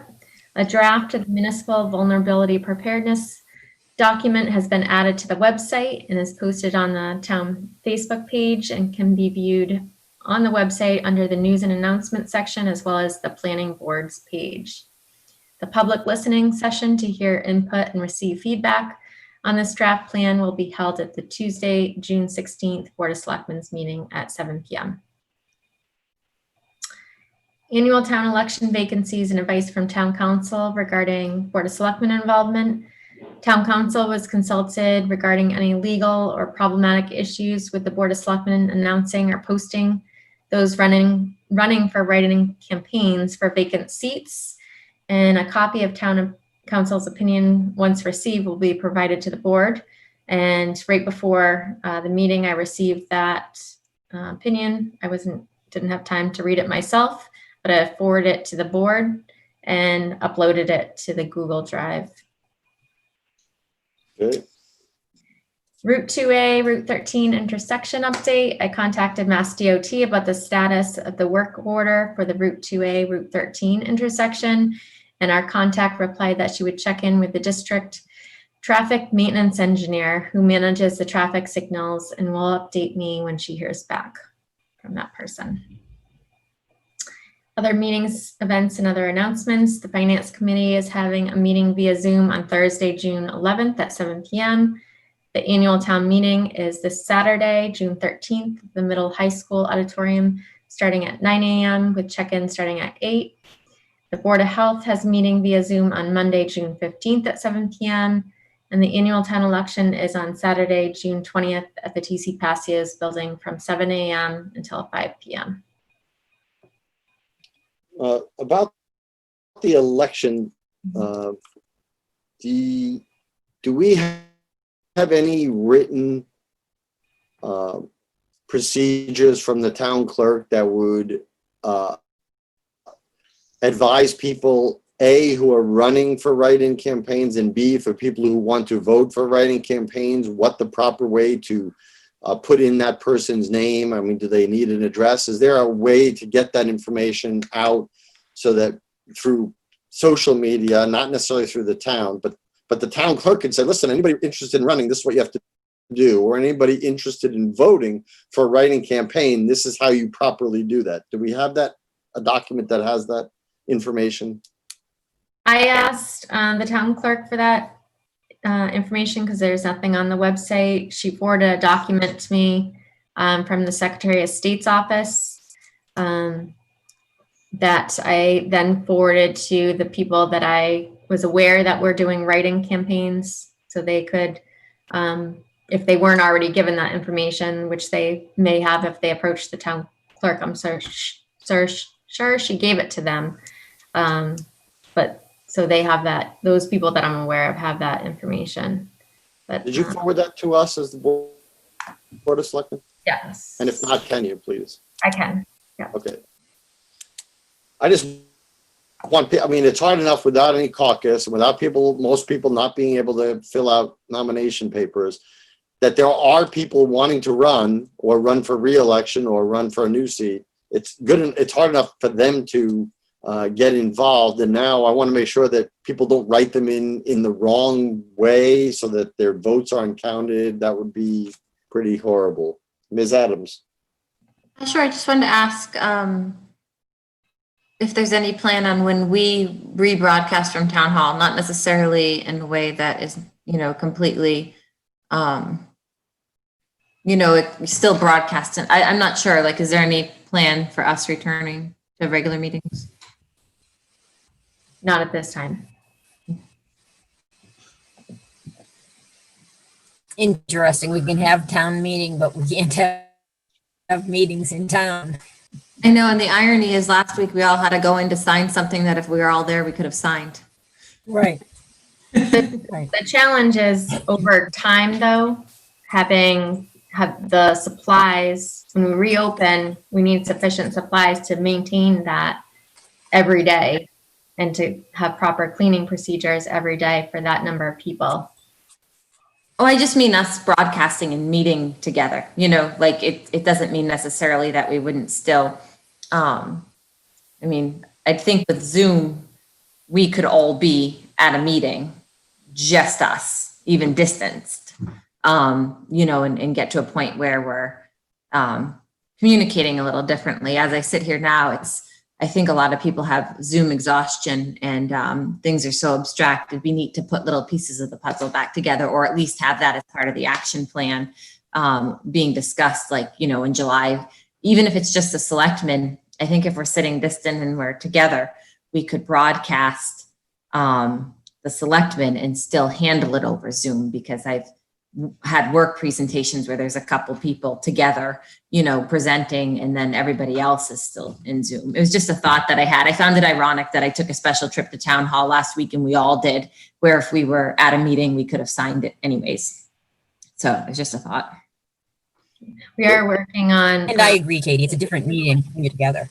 It's a different meeting when you're all in the same space. Even if we couldn't have an audience, it would be a more successful meeting, I think, if everyone could be together. At some point, yeah, it'd be nice. A cable, to add to that, cable is working on, what eventually, if there's a hybrid model of Zoom and in-person meetings, how that can all be figured out and done. So they're working on that. So your COVID-19 updates. This is short. So the Board of Health issued their weekly update dated June 5th, and which will be on the town website. And as of June 5th, there are 65 confirmed positive cases in Lunenburg and 1 death. As the question was posed earlier about the town beach, the Parks Commission met Thursday, June 4th, about the reopening of the town beach, and they're delaying that decision to July. And this based on a lot of conversation, but there's a lot of detail that has to go into reopening a town beach according to the state guidance. And one main real concern is the supplies. So making sure there's sufficient supplies. Playgrounds and the basketball court will reopen under phase 2 guidelines as well. They put a date on that, or just because we're in phase 2?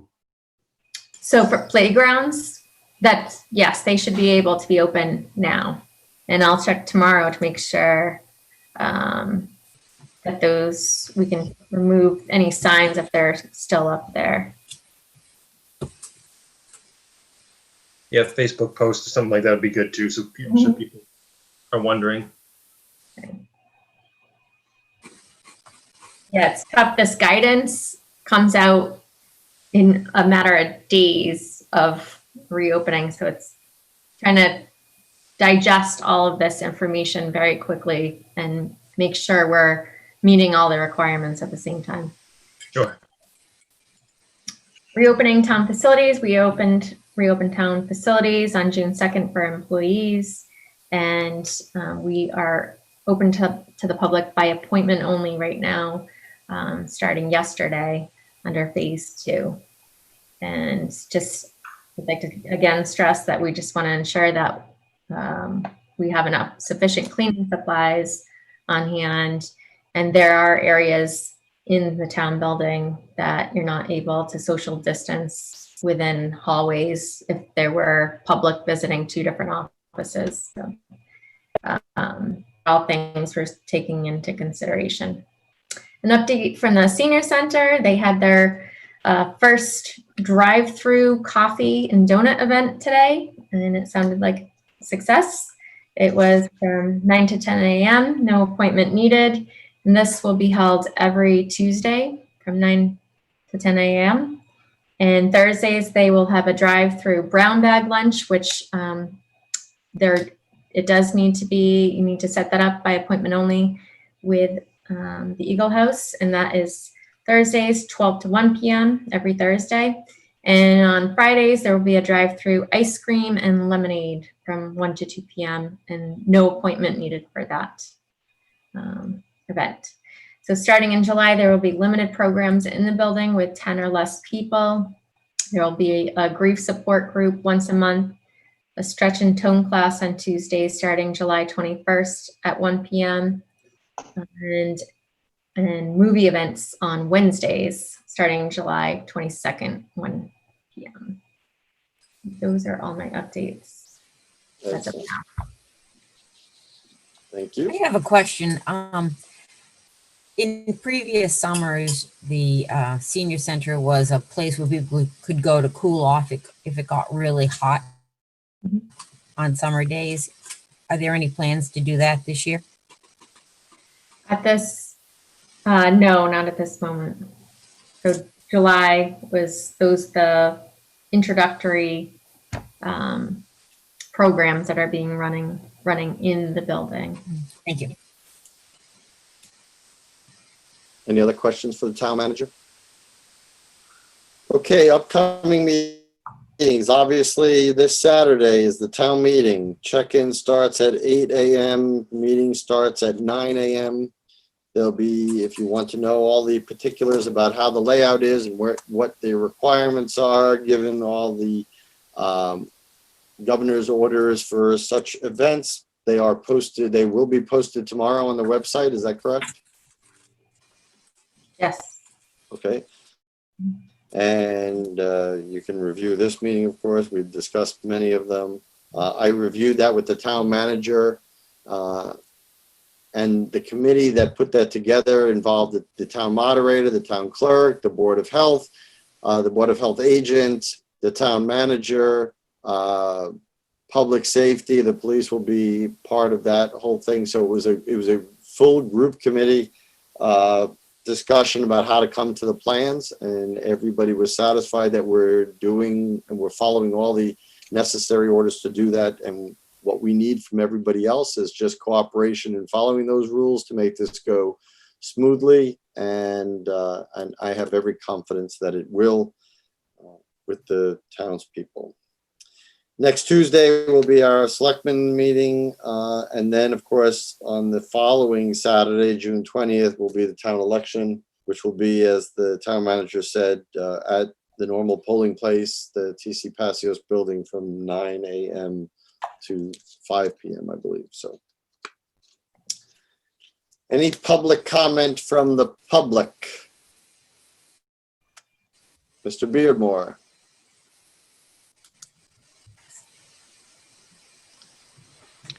Good evening.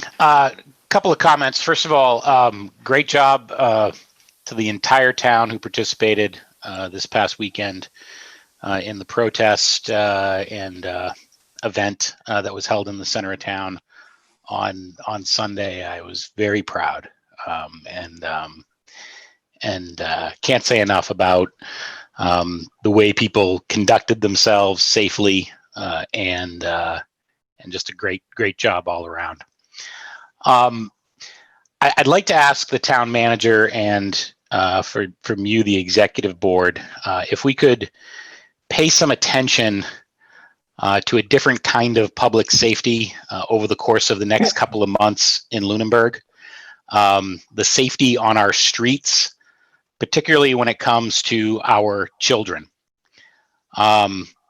We've canceled basically all summer programs in Lunenburg thus far, at least through the school department and the teen center. We don't know when the town beach is going to open. I don't know what's happening with the school playgrounds, and it seems as if things are eventually going to open in the parks department playgrounds. My neighborhood here is turned into it's like a continual walking path of people walking their dogs out in the neighborhood. There's more traffic on the streets here than I've ever seen in my lifetime. Kids are outside riding their bikes again, which we haven't seen in years, I don't think, in Lunenburg to the volume that we've seen just since it started to get nice again in the last few weeks. But it's notable that as vehicular traffic has decreased, speeds have increased.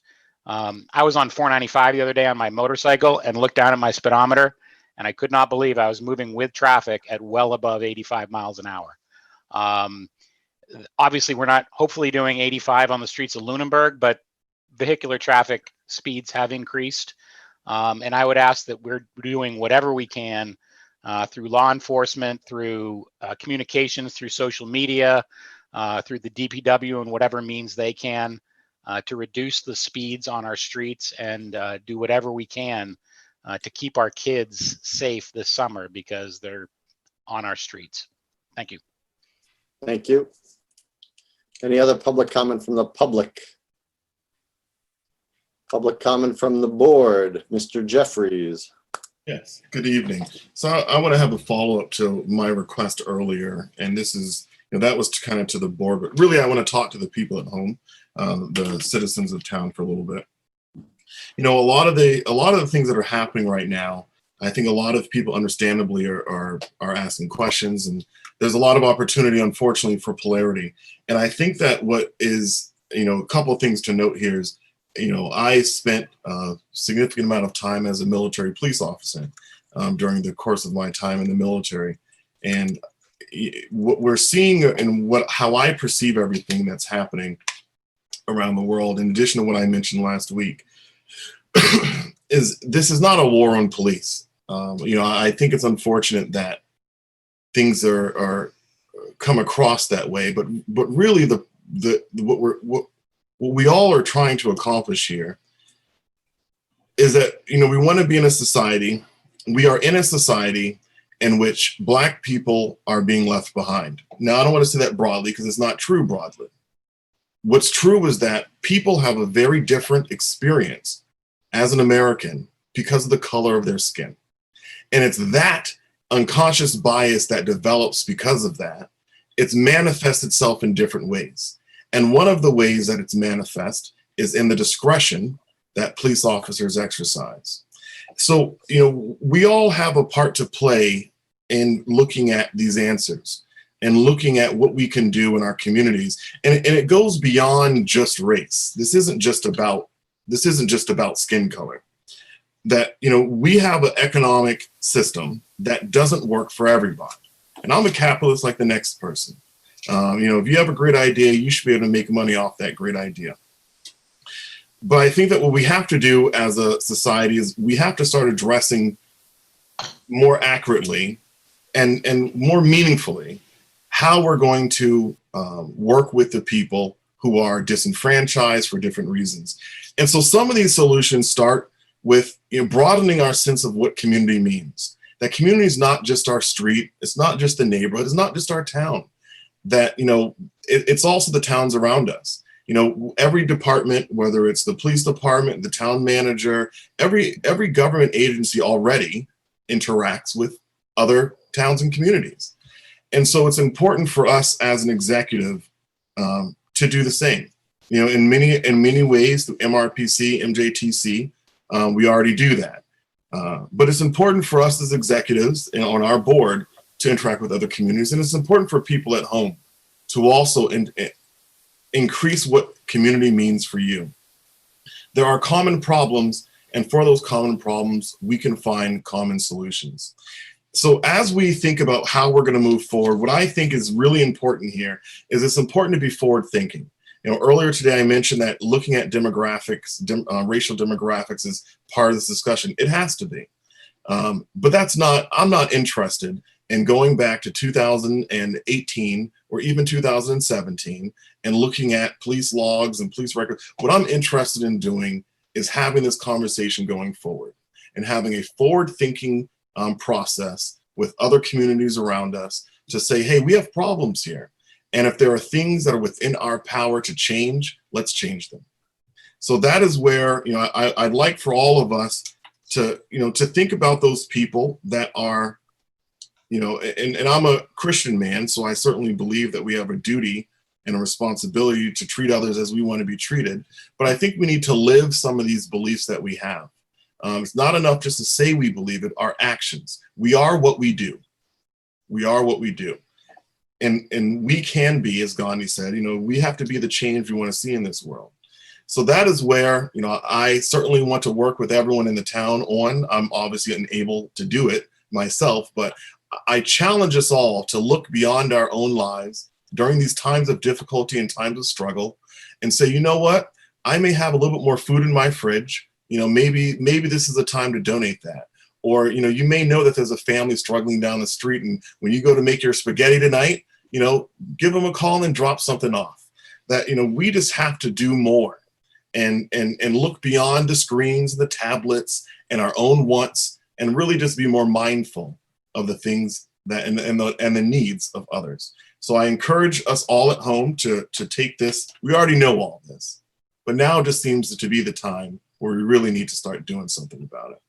So that's the challenge I hopefully give all to you. And again, I want to thank every member of this community who has come forward in the last couple of weeks to express their condolences for the situation with George Floyd and many other African Americans.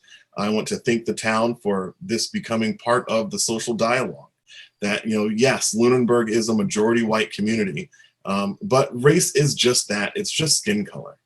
If you believe that Black people are inferior, I'm probably not talking to you then. But for everybody else, out there, I think we just have to be better and look within ourselves and find out how we can do that. So thank you for that, for your time tonight and hearing me speak. And thank you, Tom, for the time. No problem. Ms. Adams. Thank you, Michael. I just wanted to say in my comment, I'm sorry, Phyllis, that you can't make it to town meeting. I know this is a hard time where people have adapted to a couple different philosophies with moving forward. And if you're not able to be there, you'll be missed, and I'm sorry. On the flip side of it, with the philosophy that I have, that I am oddly looking forward to seeing people. Usually it's like, oh, bummer, it's town meeting, it's gonna ruin my day. And in this, I've really appreciated these odd moments where I've started to reconnect. And so I look forward to seeing everyone, whoever's gonna be there. I probably should have made some of these announcements at the beginning, but I wanted to get started and we were running a little late, so I'll say them now. So first of all, I want to thank the Salvation Army for their observance, and all of the towns. They went to the two cities, the city of Fitchburg, city of Leominster, and the town of Lunenburg. And they made their rounds on National Donut Day on Friday. And unfortunately, my own employment did not allow me to attend here in Lunenburg. I wish I could have, but it was a resounding success. They were greeted very well in all three locations by either the mayors or the police departments and at the hospital workers. I think they were at Leominster Hospital, and they were here on School Street, where the police assisted in helping distribute the donuts, not only to people walking by, but even to people passing by. So you could do a drive-by donut distribution. And, the gesture, sure, it's just donuts, but it's the gesture and it's the ability, as you said, Michael, for communities to come together to acknowledge people that are doing a lot in a very difficult time. So that was one area of a wonderful gesture of community coming together. I want to thank the Salvation Army and all their volunteers for doing that. I also want to echo Mr. Beardmore. We ran into each other at, not literally, but we saw each other at the Sunday demonstration.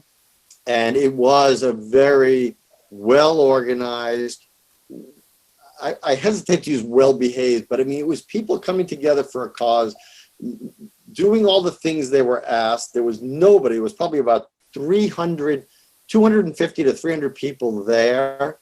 I didn't see one person without a mask. Everybody, to the extent they could, were distanced. There were other people, again, who were friends or family members that were clumped in together.